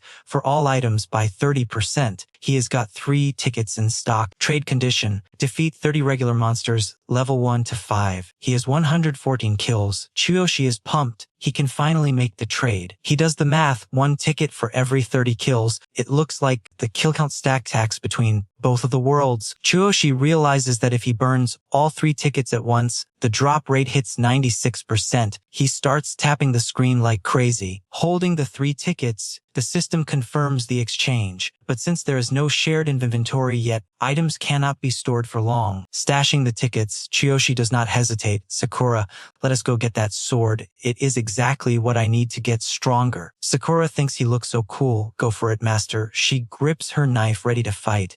He reminds her, stay focused and guide me. The beastman spots the threat immediately. Its eyes glow blood red as it opens its mouth and lets out a savage roar. A second later, the beastman draws its blade and swings at Chuyoshi. He jumps back. Ice shards form from the strike, an ice effect. Sakura watches from below and warns him, the Dark Fox is not just fast, he packs a serious punch. That blade has ice attributes. It will slow you down and drain your health. Aim for its weak spots and finish this quickly. Chuyoshi knows what to do. Fire. He coats his weapon in fire oil. Instantly, the knife erupts into a massive flame. Chuyoshi glares at the beastman and says, let us see who wins, my fire or your ice. Give me that sword. A tooltip appears. Fire oil, a flammable mix of resin and ash. It ignites on contact with air. No sparks needed. A classic for adventurers. Chuyoshi charges with his flaming knife before the beastman can react. Chuyoshi slashes down. Sakura shouts from the sidelines. The fox's weak spots are the joints and the neck. Aim right there. After trading blows for a while, Chuyoshi finally sees an opening. He lunges at the beastman with a loud shout. Alright, now is the time. Chuyoshi delivers a clean strike. Blood sprays as an arm is severed. The beastman screams in pain. its health bar dropping by a sixth. System alert. Landing a weak point hit triggers the cowardice state. Damage is doubled, and the enemy spirit breaks for 15 seconds. Chuyoshi did not expect a lost arm to cause all that. He thinks to himself, a debuff like that. Now things are getting interesting. He seizes the moment and rushes the boss. I am taking advantage of this. Sakura cheers him on. The weak spots are exposed. Go for it. Hearing her coaching from the side, he looks back and yells. Got it. Thanks for the heads up. Chuyoshi rains down attacks, keeping the beastman pinned. It swings its sword wildly, but Chuyoshi dodges. I would be dead without Sakura's help. The beastman is stunned and frozen. Sensing his chance, Chuyoshi puts every ounce of strength into his knife and lunges forward. Done playing, my turn, yells. Sakura, go for the throat. Chuyoshi triggers his superhuman body skill, focusing 60% of his power into his arms, pumping out 200% strength. He shouts at the beastman. He stabs straight into its neck, leaving its health bar nearly empty. The system notification pings again. Critical hit on a weak point. The enemy is now in a severely wounded state for 15 seconds. Sakura cheers wildly. So close. Do not let up until it is over. Deep down, she is just loving every second of fighting beside her master. Chuyoshi dives from above, knife grip tight. Game over. He triggers Heavenly Strike, driving the blade through the beastman's head for the kill. Sakura jumps up and down, waving her hands in total joy. Master, you are absolutely amazing. Chuyoshi wipes the blood off his face, his eyes still sharp. It is finally over. Then he remembers. He forgot to use the drop tickets. He quickly activates them. System. 3 tickets used. Drop rates boosted to 96% for 1 minute. Perfect timing. The loot drops. He is satisfied after the kill. The system floods him with alerts. You earned 3,000 experience points. Total is now 5,430. You defeated the level 7 boss. You received the chilling light sword. Chuyoshi cheers like a kid. 3,000 XP and the sword. Sakura is beaming for him. You are incredibly lucky, master. Almost nobody ever gets a weapon drop on their very first try. Chuyoshi tests the weight of the new sword. Even with my skills, I cannot get sloppy. With the right gear, my attacks will be insane. I've never felt power like this before. He raised the blade, and frost started creeping across the edge. Honestly, I can't stop thinking about taking on those 3 mad wolf goons with this new weapon. It's intense. This is getting good. Almost level 5. I'm hitting level 6 before sundown. For Sakura and for me, the system pings. Level 4 warrior, wielding the frostlight blade. No gear, no skills, just that heavenly trimmer copy. Power is 4,600. Experience over 5,400,000. Chuyoshi threw the blade over his shoulder and glanced at Sakura. Yo, where else can I grind? I need level 6 like yesterday. She just grinned. That's easy. Just use a reset scroll. System note, reset scrolls slash the respawn time for monsters in caves or dungeons. They less effective in high-level zones. But this fox kin cave is low tier. The monsters here will pop back up in no time. Sakura dug through her bag. I've got a few. Should be enough for level 6. But let's take a breather first. He blinked. Is there any you don't have? They headed back outside the cave. Sakura pulled out a reset scroll and nodded. This should do the trick. She cracked the scroll, and the system pinged. Reset scroll used. Dungeon refreshed. Chuyoshi marched back in, pumped. All right, let's get this party started. They stormed back in, and Chuyoshi went wild on those foxkin. This frostlight blade is insane. It's even chilling them to the bone with that freeze effect. Sakura chimed in, explaining that weapons have different perks and power levels. Don't worry, she said. You'll find even crazier gear down the road. He wiped out the remaining foxkin, and the system updated. Level 4, warrior class, no gear equipped. Skill, heavenly trimmer copy. Weapon, frostlight blade. Skills, known. Combat power is 4,600. Experience, 5,560. Chuyoshi kept pushing deeper into the cave. He thought about that god hammer, that massive weapon he tucked away in his inventory, even at full strength. He could barely handle it for a single second. It was just too heavy for him right now. If I can master that thing, I'll be unstoppable. Finally, Chuyoshi reached the second wave of foxkin warriors. He gripped his sword and stared the boss down. Miss me, I wrecked your squad and hit level 5. Ready for round 2. The system flashed his stats. Level 5, warrior class, 0 gear weapon, frostlight blade, skills none. Copy ability, heavenly trimmer, Combat power, 5,800. Experience, 899,000. Chuyoshi burned through his third reset scroll. He was still a level 5 warrior with no gear, wielding that frostlight blade and his copy skill. Power level, 5,800. Experience, nearly 3 million. He faced the Fox Kin boss for the 4th time. Hey buddy, missed ya, Sakura yelled. Good luck, as he went for the kill. The system pinged again. Level 5 warrior, 0 gear,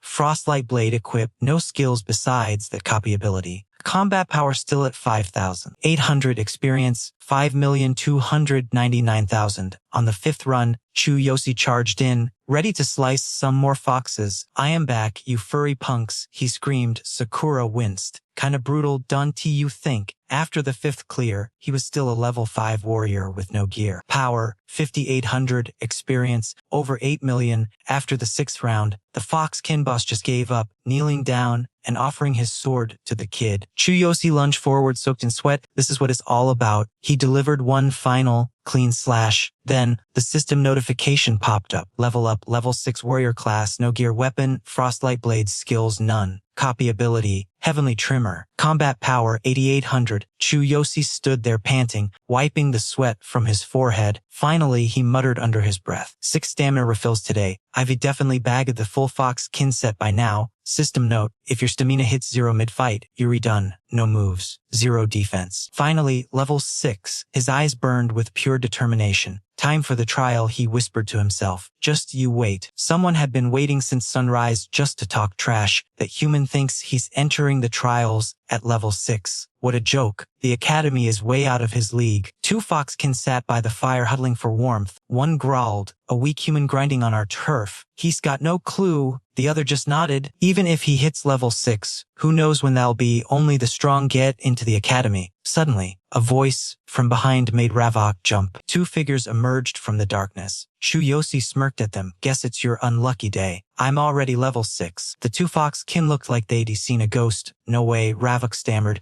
2 levels in a single day. Chuyoshi stood there, decked out in Foxkin armor. He cracked his knuckles. Go wake the examiner. I'm not waiting till morning. And you better get ready to apologize to Sakura. System, level 6, warrior class. Equipment, Foxkin set. Weapon, frostlight blade. Power, 8,800. Ravok dragged the examiner out, who looked half dead with sleep. What's this? I was just going to bed. A human challenge. You better not be wasting my time. Kid, this guy was Zagoth. He was a level 20 orc warrior and academy supervisor. Chuyoshi didn't even flinch. I've met all the requirements, he said coolly. Let us start the trial. Also, I am picking a skill from the vault. System note, the skill vault stores powerful scrolls. Pass the trial, and you get one. Scroll levels vary, but the rules are the same for everyone.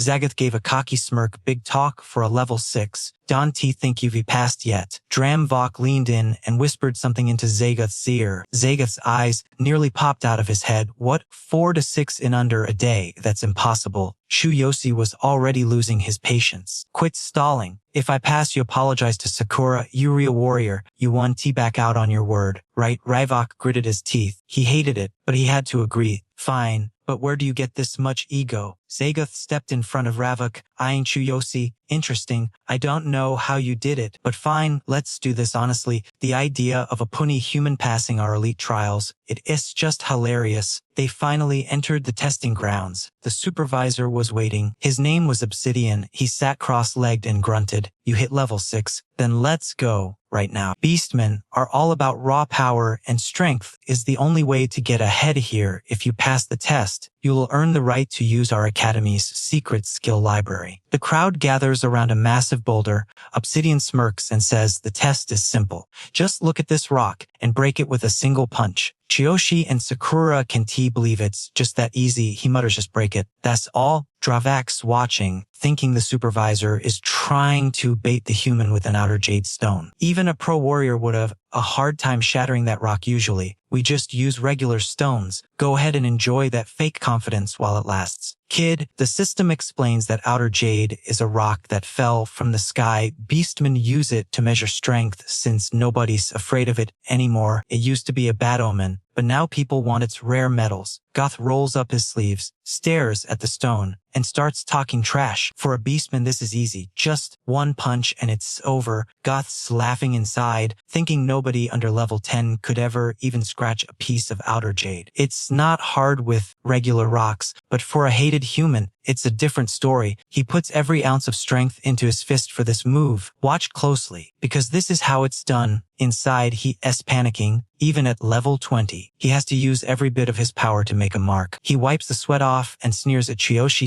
Simple. Let's see what you've got. Chuyoshi just clenches his fist and steps forward. He stays serious and says, alright, let's try it. Sakura cheers him on, telling her master to do his best. Chuyoshi takes a breath. With my superhuman body, I should be way stronger than expected, but I'll still adjust my technique for more impact. He channels his power and balls up his fist. Suddenly, blue sparks of electricity start dancing all around his hand. System alert, Chuyoshi is using 50% of his superhuman body. His right arm is now packed with absolutely insane power. Goth 1T, stop yapping, I told you, this is easy for us, but a weak human like you. Chuyoshi swings a massive punch at the jade. Goth barely finishes his sentence before Chiyoshi's fist connects. The jade stone completely explodes, sending sharp fragments flying everywhere in the room. Goth and Dravok just stand there with their mouths hanging open. The force of the blast creates a massive gust of wind that tosses Goth's hair around. Chuyoshi just scratches his head like a dork. Did I use too much power? That was way too easy. I was actually expecting something hard. Sakura is looking at him with total admiration, just like I predicted. Now you can finally access the skill library.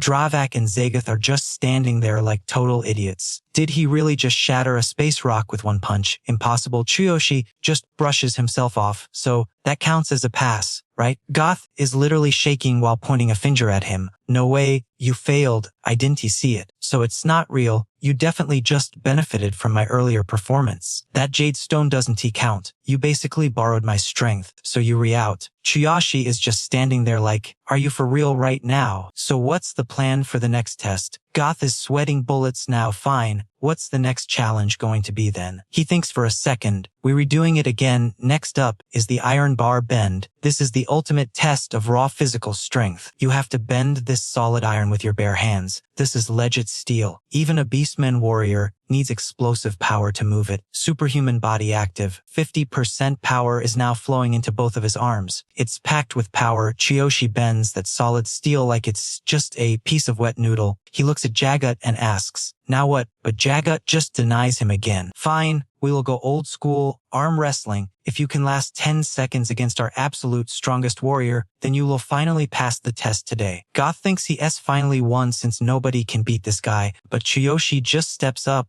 and gets ready to crush the strongest warrior. Here, take this. The system shows Chuyoshi is at 70% power now. His right arm is basically a human wrecking ball. Jagat is fuming because his best warrior didn't even last 1 second. Chuyoshi just gives him a cold, hard stare. That's 3 challenges finished. Ivy passed now. Right. Dravok and Jagat are both trembling. Of course you passed. This human is absolutely terrifying. For real. Chuyoshi grabs Sakura and brings her right to Dravok's face. Like you promised, you're gonna apologize to her. Dravok knows he is trapped. A beastman always keeps his word. He bows 90 degrees right in front of her. I'm sorry. I am truly sorry for all the garbage I said last time. Sakura is blushing and hiding behind Chuyoshi. I didn't expect this. I really thought being treated like that was just normal for someone like me. Chuyoshi just waves his hand. You don't have to be polite, Sakura. He had to apologize, period. Just hold your head high and accept it with pride. She just blushes and nods shyly. Then she looks at Dravok with total confidence and says, I accept your apology. After the test, they head to the skill library. Before letting him in, the beastmen remind him that he's only allowed to take 1 scroll. Only one. That's kind of a rip-off. Jagat snaps back. You think this is a buffet? You can just take everything. Kid, the academy has very strict rules. Once you're inside, you only have exactly 3 minutes to find a scroll. You have to break the magic seal before the timer hits 0. If you run out of time, the rules will kick you out, and you won't be allowed back in here for a long time. Chuyoshi doesn't even bother arguing. He just complains about the time limits and magic barriers. Jagat just keeps on explaining the whole deal. Look, this academy is a big deal for this whole region. The system note pops up, Skill Scroll Seal. It's a mystical lock that protects the scrolls. It is a barrier that only a high-level wizard or a powerful witch can break. It enforces specific rules and basically decides exactly who is allowed to enter the vault area or not. Top-tier mages were hired to set these seals and barriers. This whole situation is sounding a lot more complicated than I first thought. Yes, Sakura's side is way more intense. Zagoth swings open the old skill vault. He warns Chuyoshi one last time, if you're ready, get in there, but don't even think about stealing. One wrong move and the barrier kicks you out instantly. Chuyoshi climbs the stairs, Zagoth's booming voice trailing behind him. You got 3 minutes, pick one skill scroll and get out. Crystal clear. Chuyoshi steps inside with Sakura right behind him. The 3-minute countdown starts now. He's browsing the shelves like a kid in a candy store, checking out every scroll. He is hyped about everything. I totally get why they need magic security here. Vihai all these power-ups. Even I'd be tempted to swipe a few. Sakura moves in closer to the shelves too. She grabs a scroll, studying it hard. This is my first time in the vault, she says, but everything is sealed shut. I can see what's actually inside these things. It feels like I could just flex my power and break these seals. Chuyoshi gets serious, scanning the scrolls with laser focus. He thinks, I wanted to use my copy skill, but finding the right one is tough. Plus, pulling that off is tricky. Not sure Sakura can handle it. Then the system pops up a tutorial. To use the copy skill, feel the enemy's heart with your hand. Then, just pick any skill from their deck to copy. Chuyoshi stands there, still gripping a scroll in his hand. He remembers those wolves hunting him, and his eyes flare up. Whatever, let's just do this. I just need to use my own strength, right? He keeps thinking. I need something specific to crush those 3 losers. Suddenly, Chuyoshi channels his energy into the scroll to crack it open. The info flashes before his eyes, and he shouts out in excitement. It worked. The system displays the stats. Shield Bash. Use your shield to slam the target for heavy physical damage. Has a high chance to stun the enemy. Perfect for tanks or defensive builds. He's not feeling it though. He tosses it back on the shelf and scoffs. Shield Bash, I don't even use a shield. Man. Sakura grabs another one and calls out, Master, I don't need this. But check it out. This one is Wind Step. Fast movement to a target spot to dodge attacks and boost your strike speed. Built for archers or speed builds. Chuyoshi just shakes his head. Archer stuff. Definitely not my vibe. They move on to the next one. Battle Cry, a massive roar to hype yourself and your squad, boosting both attack and defense stats. Good for leaders or warrior classes. Sakura reads the deets and tells Chuyoshi Battle Cry is a classic support move for fighters, but he's already looking for something better. He gives it a quick glance, passable, but keep looking. The timer flashes on screen. 2 minutes left. Chuyoshi grabs a random scroll, panicking. Only 2 minutes left. This sucks. Arrow Rain, not for me. Sakura cheers him on from behind. Master, why not try a counterattack skill? Chuyoshi finds it, and the system breaks it down. Counter for a short time. Reflect all physical attacks back at the enemy with a chance to trigger status effects. Made for counter-strikers or advanced warriors, Chuyoshi rubs his chin. Countering could actually be useful, he mutters after finding his first real lead. Alright, let's keep this as a backup. Sakura brings over a few more options. Chuyoshi skims through them. Whirlwind Rage. He shuts it down immediately. Nah, way too flashy for my style. Next up is Charm, but he is still not vibing. No way, Sakura, we are seriously running out of time. Then he hears another name. Passion. Sounds like some sketchy skill for a skinny body. What even is that? Sakura looks a bit downcast. Nothing seems to fit her master's vibe. 1 minute left. Chuyoshi starts sweating. This is bad. I mean being too careful. If I just smash these seals open, I can scan everything inside the scrolls at once. Time to use some brute force. Chuyoshi turns to Sakura with a plan. Sakura, you still got those stamina and mana potions in your bag, right? I'm gonna need those. Get back and hide behind something solid, fast. Sakura has no clue what he's up to, but she obediently ducks behind a shelf. Yes, master. Chuyoshi starts powering up his arm. Blue sparks begin to flicker.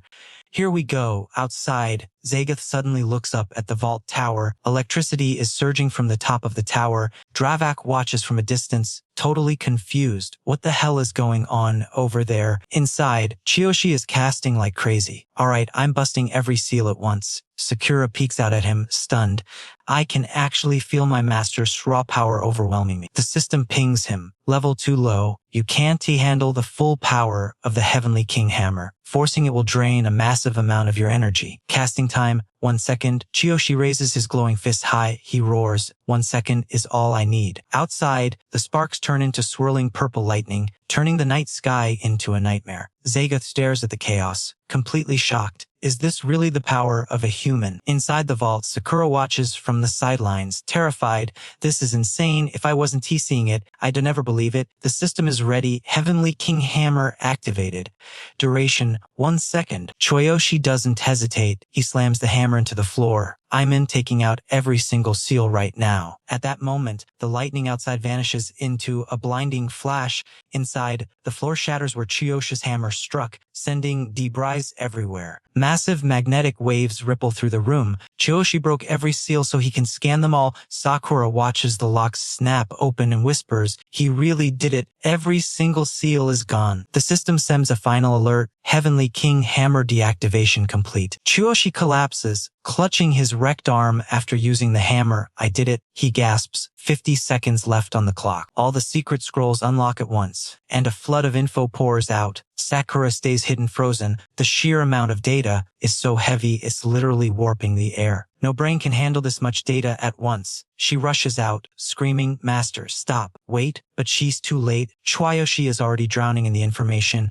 overload. He grabs his head in pain. My skull is splitting, but I see them all. Give me the strongest one, the perfect skill for me. 40 seconds left. He panics, realizing time is almost up. Not enough, I need more. Show me the ultimate power. Suddenly, one specific scroll catches his eye. It's glowing like crazy. He lunges toward the shelf holding the secret scroll. 30 seconds remaining. Sakura yells out, Master, hurry. Time is almost up. Chuyoshi is completely drained. That's the one. He thinks. He gasps for air. Sakura grabbed the scroll on the bottom shelf. All the way, the back. Third one from the end. Sakura leaps into the air, instantly got it. Master, she says, reaching the spot bottom shelf. Third from the back. 20 seconds to go. Sakura holds the manual, thinking it is a total joke. This scrap scroll has to be some kind of mistake. The system pings. It is a scrap scroll. These are incomplete records with missing data. You have to hunt down the remaining pieces to actually finish the thing. Usually, these scrap scrolls are half-baked and weak, so everyone ignores them. No time to overthink. She rushes back to Chuyoshi and lands, yelling, Master, are you serious? This is literal trash. She stuffs the scroll into her shirt and barks at Chuyoshi. Time is up. We have 10 seconds left. Chuyoshi struggles to stand, holding Sakura. Every word is a battle. I can hold on. I will get out myself. He boots the system. Superhuman state at 50%. Power surging to your legs for a massive speed burst. Warning, this will wreck your body. Zagoth waits outside. Total silence. He mumbles, 5 seconds left. Even if he failed the search, the timer will kick him out. He keeps counting down until the skill vault door finally starts to creak open. Dust flies as the door swings open. Chuyoshi emerges through the faint light, carrying Sakura. Perfect timing. We are done here. He sets Sakura down, and she starts bandaging his arm. Goth stares at the scroll in shock. You brought back a piece of junk. They check the scroll info right there. Heaven Strike, a brutal combat spell. The user calls down massive electrical surges that deal lightning damage. It chains between 3 targets, perfect for mages or warriors. Use it with a staff or weapon to the main target before summoning thunder from the sky. It automatically hits the next target, leaving them paralyzed. Weaklings are banned from using this. You can upgrade the skill by finding the rest of the fragments. After skimming the scroll, Zagoth holds it up and finally speaks his mind. My predecessor told me that for 1,000 years, nobody has even tried to learn this broken, fragmented skill. There are 2 reasons. First, it is 6 volumes total, but we only have 3. Searching this massive world for the rest is a complete pipe dream. Also, every beastman who tried this died when they tried to upgrade. Their bodies literally exploded. Horrible way to go. They just could not handle the power. Chuyoshi looks drained and mutters, "Sounds like a lot of work. Collect fragments and then blow up. So no one has mastered this yet." Suddenly, the head of Obsidian Academy cuts in. "No, one person has." He starts his story 1,000 years ago. "The strongest king of all, the God King. He was the one who owned our holy relic. That is the only skill the God King left behind." Chuyoshi just picks his nose and asks, "So some guy named God King left this? Why is a legendary skill just sitting in the trash then? Obsidian loses it? Are you kidding me? What kind of joke is this? A skill is useless if nobody can learn it. Even the best weapon is just garbage if the person holding it is clueless. Even if it was left by the great God King, nobody believes it is real because no one mastered it in 1,000 years. Just like the former glory of the beastman, that power is never coming back to us." Chuyoshi feels a spark of motivation. He holds the scroll up with a huge grin. "Whatever, this might actually be perfect for me. Sakura, let's roll." Sakura gives a soft reply, "Yes, master." As they walk away, Obsidian calls out, "That fragment is only the very beginning. Whether you find the rest and master, it depends on your own power and luck." He turns to Sakura and adds, "By the way, you are that half-beast who was supposed to be executed already, aren't you?" He sees her silence and gets aggressive. "How could you do this to your own kind? That human probably has no idea who you really are. You planning to sacrifice him?" Sakura's vibe flips instantly. She shoots him a cold, deadly stare and snaps, "This has absolutely nothing to do with you." Obsidian cowers in fear and shuts his mouth. As he watches them walk away, he mutters to himself, "Fine then, let's just see how far you two actually get." Scene change. Inside the inn, Chuyoshi unwraps his bandages. He says, "Sakura, that recovery drink worked wonders, but the taste was pure garbage." The system confirms a full recovery. He applies the medicine she gave him, wondering how she even made the stuff. Sakura just sits there, staring out into the distance. Chuyoshi asks her, "Sakura, you have been acting weird since we got back. You okay?" She turns and softly says, "Yeah, just a little tired." Chuyoshi watches her for a second and asks, "Sakura, I just want to know, you were going to be executed, right? Just because of your background." Hearing that, Sakura's mood drops instantly. She looks miserable. Chuyoshi doesn't even notice. He just keeps pushing. "You were next on the list, weren't you?" Sakura forces a smile and quickly changes the subject. "Let's not talk about sad stuff, master. Have you had a chance to study the scroll yet?" Chuyoshi totally forgets his question. He thinks back to the academy and says, "Yeah, that old beast guy mentioned some pretty weird things about it, but it sounds promising. But this skill seems like a great fit." He thinks, "Heaven Strike needs a seriously tough body. That is perfect for me. I have the strongest build. I can't wait to try this." Sakura interrupts and stands up. "Great, should we go?" She stretches outside and says, "It is a beautiful day. Seems like a perfect time to level up, master." Chuyoshi is still inside and answers, "You're right, but first, I have business to handle." Right then, his ring pings, notification. The timer for the Infinite Road has ended. Path is now open. Infinite Road activated. Chuyoshi wears a twisted grin. He thinks, "I already figured out how to deal with those 3 bastards using the skill." The path starts up and his rage boils over. "I am coming for them." He growls every word. "I told them to remember my name, didn't I? I am going to kill them." System shows stats. Level 6 warrior. Equipped with Fox Beast set and the Hat Hand sword. Skill, Heaven Strike. Sub-skill, Earthquake power, 8,800. Back in the real world, an electric vortex swirls in the sky. Chuyoshi drops out of it, hits the ground, and thinks, I'm back. Before I attack, I have to break his defense. He watches the 3 members of the wolf pack charging like maniacs. He needs a weapon. Luckily, he has the clearance stash. He reaches in to grab something. The system pings. Clearance stash activated. Item removed, holding a sword that radiates ice and frost. Chuyoshi's eyes flash with a deadly light. "Think I trust you, my skills." The system flickers back to life, and the cold glow sword is finally drawn. 2 slots total, 1 remaining. Kajiro spots the blade in his hand. He grips his staff tight and snaps. He pulled that sword out of thin air. Beside him, Gare stares with pure greed. He adds, "That punk definitely has a spatial ring. That sword looks high-end as hell. I am taking it for myself." Tatsuru shouts a warning, but Chuyoshi just grips his blade, eyes cold as ice. His voice drops to a deadly whisper. "You guys started this." He raises the sword high. Massive power surges out, and the ground beneath his feet begins to shatter into pieces. Kajiro freaks out at the sight. "Hey, is this kid actually a warrior? What is with this insane aura he is putting off?" Chuyoshi points his sword at them. Gale winds howl as his killing intent explodes. A blinding bolt of lightning suddenly erupts, shooting straight into the dark sky above. The three mad wolf punks turn pale, frozen in pure terror at this power. Chuyoshi unleashes his move, Heaven's Thunder. Lightning bolts immediately crash down, frying all three of them where they stand. They scream in pain. The system display reads, Heaven's Thunder. When wielding a staff or artifact, you can summon powerful winds from the sky after the skill strikes an initial target. It chains to other targets, dealing damage and applying a paralysis effect. All three are now paralyzed as lightning continues to hammer them. Tatsuru is the first one to struggle out a word. How can this brat use high-tier magic like this? Gare, collapsed on the ground next to him, stammers through his trembling teeth, I cannot even move. Chuyoshi looks down on them, his body and blade crackling with electricity. Even while paralyzed, Kajiro trembles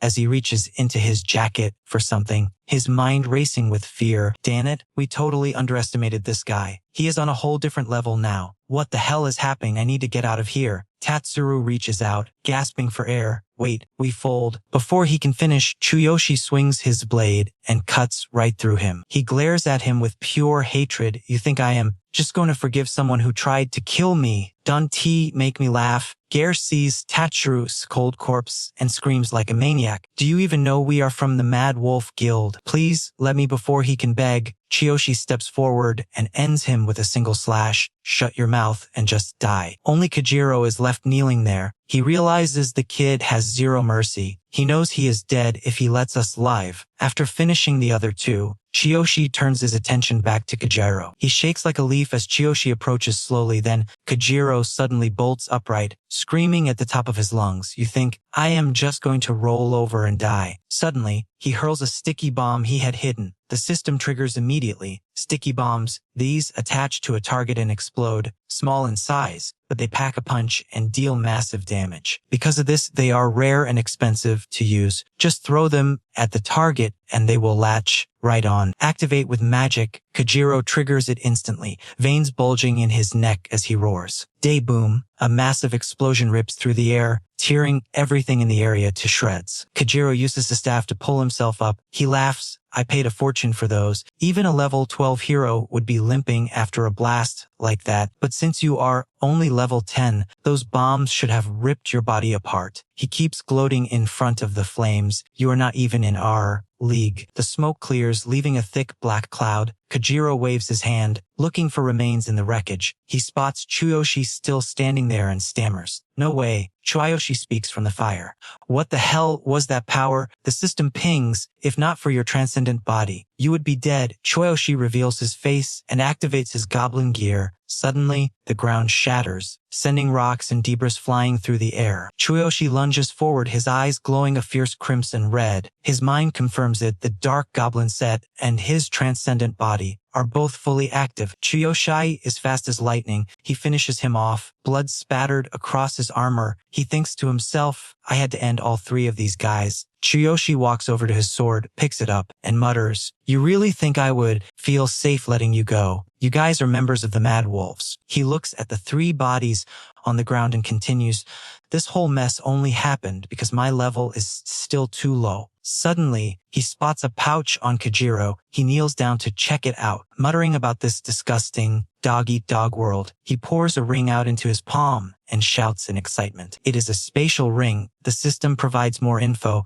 These rings are forged from a special material. They grant user extra storage space, which scales depending on the level of the ring. At low levels, the space is only about the size of a small room, but at high levels, it can be as massive as a mountain. The capacity is determined by the ring level, rarity, and materials. Even a low-level ring is a rare treasure. Chuyoshi puts it on and cheers, man. A spatial ring is such a sweet find. The system starts the tutorial. To use it, simply channel your mana into the ring whenever you want to store an item inside the pocket dimension. It works the same way once is bound to a user. Only that specific person can access it until they die or the ownership is severed. Chuyoshi stares at the ring on his finger and mumbles to himself. A normal hero would never be able to get their hands on a spatial ring like this. Plus, they are expensive and nearly impossible to find on the open market. Let's test this out. Chuyoshi pushes his power into the ring and gasps, "No way, it activated already. This thing is brand new." The system displays a message. You have successfully activated a spatial ring for the first time. The item is now synchronized with your mana. Chuyoshi can't stop grinning. "I cannot believe my luck. Thanks, guys." Right after he leaves, the scene of the fight is immediately cordoned off and locked down. He watches from a distance. The hero security force is already there. "Glad I cleared out early." System note: the Hero Security Force is a specialized law enforcement agency created by heroes themselves. This organization is strictly controlled by the Hero Association.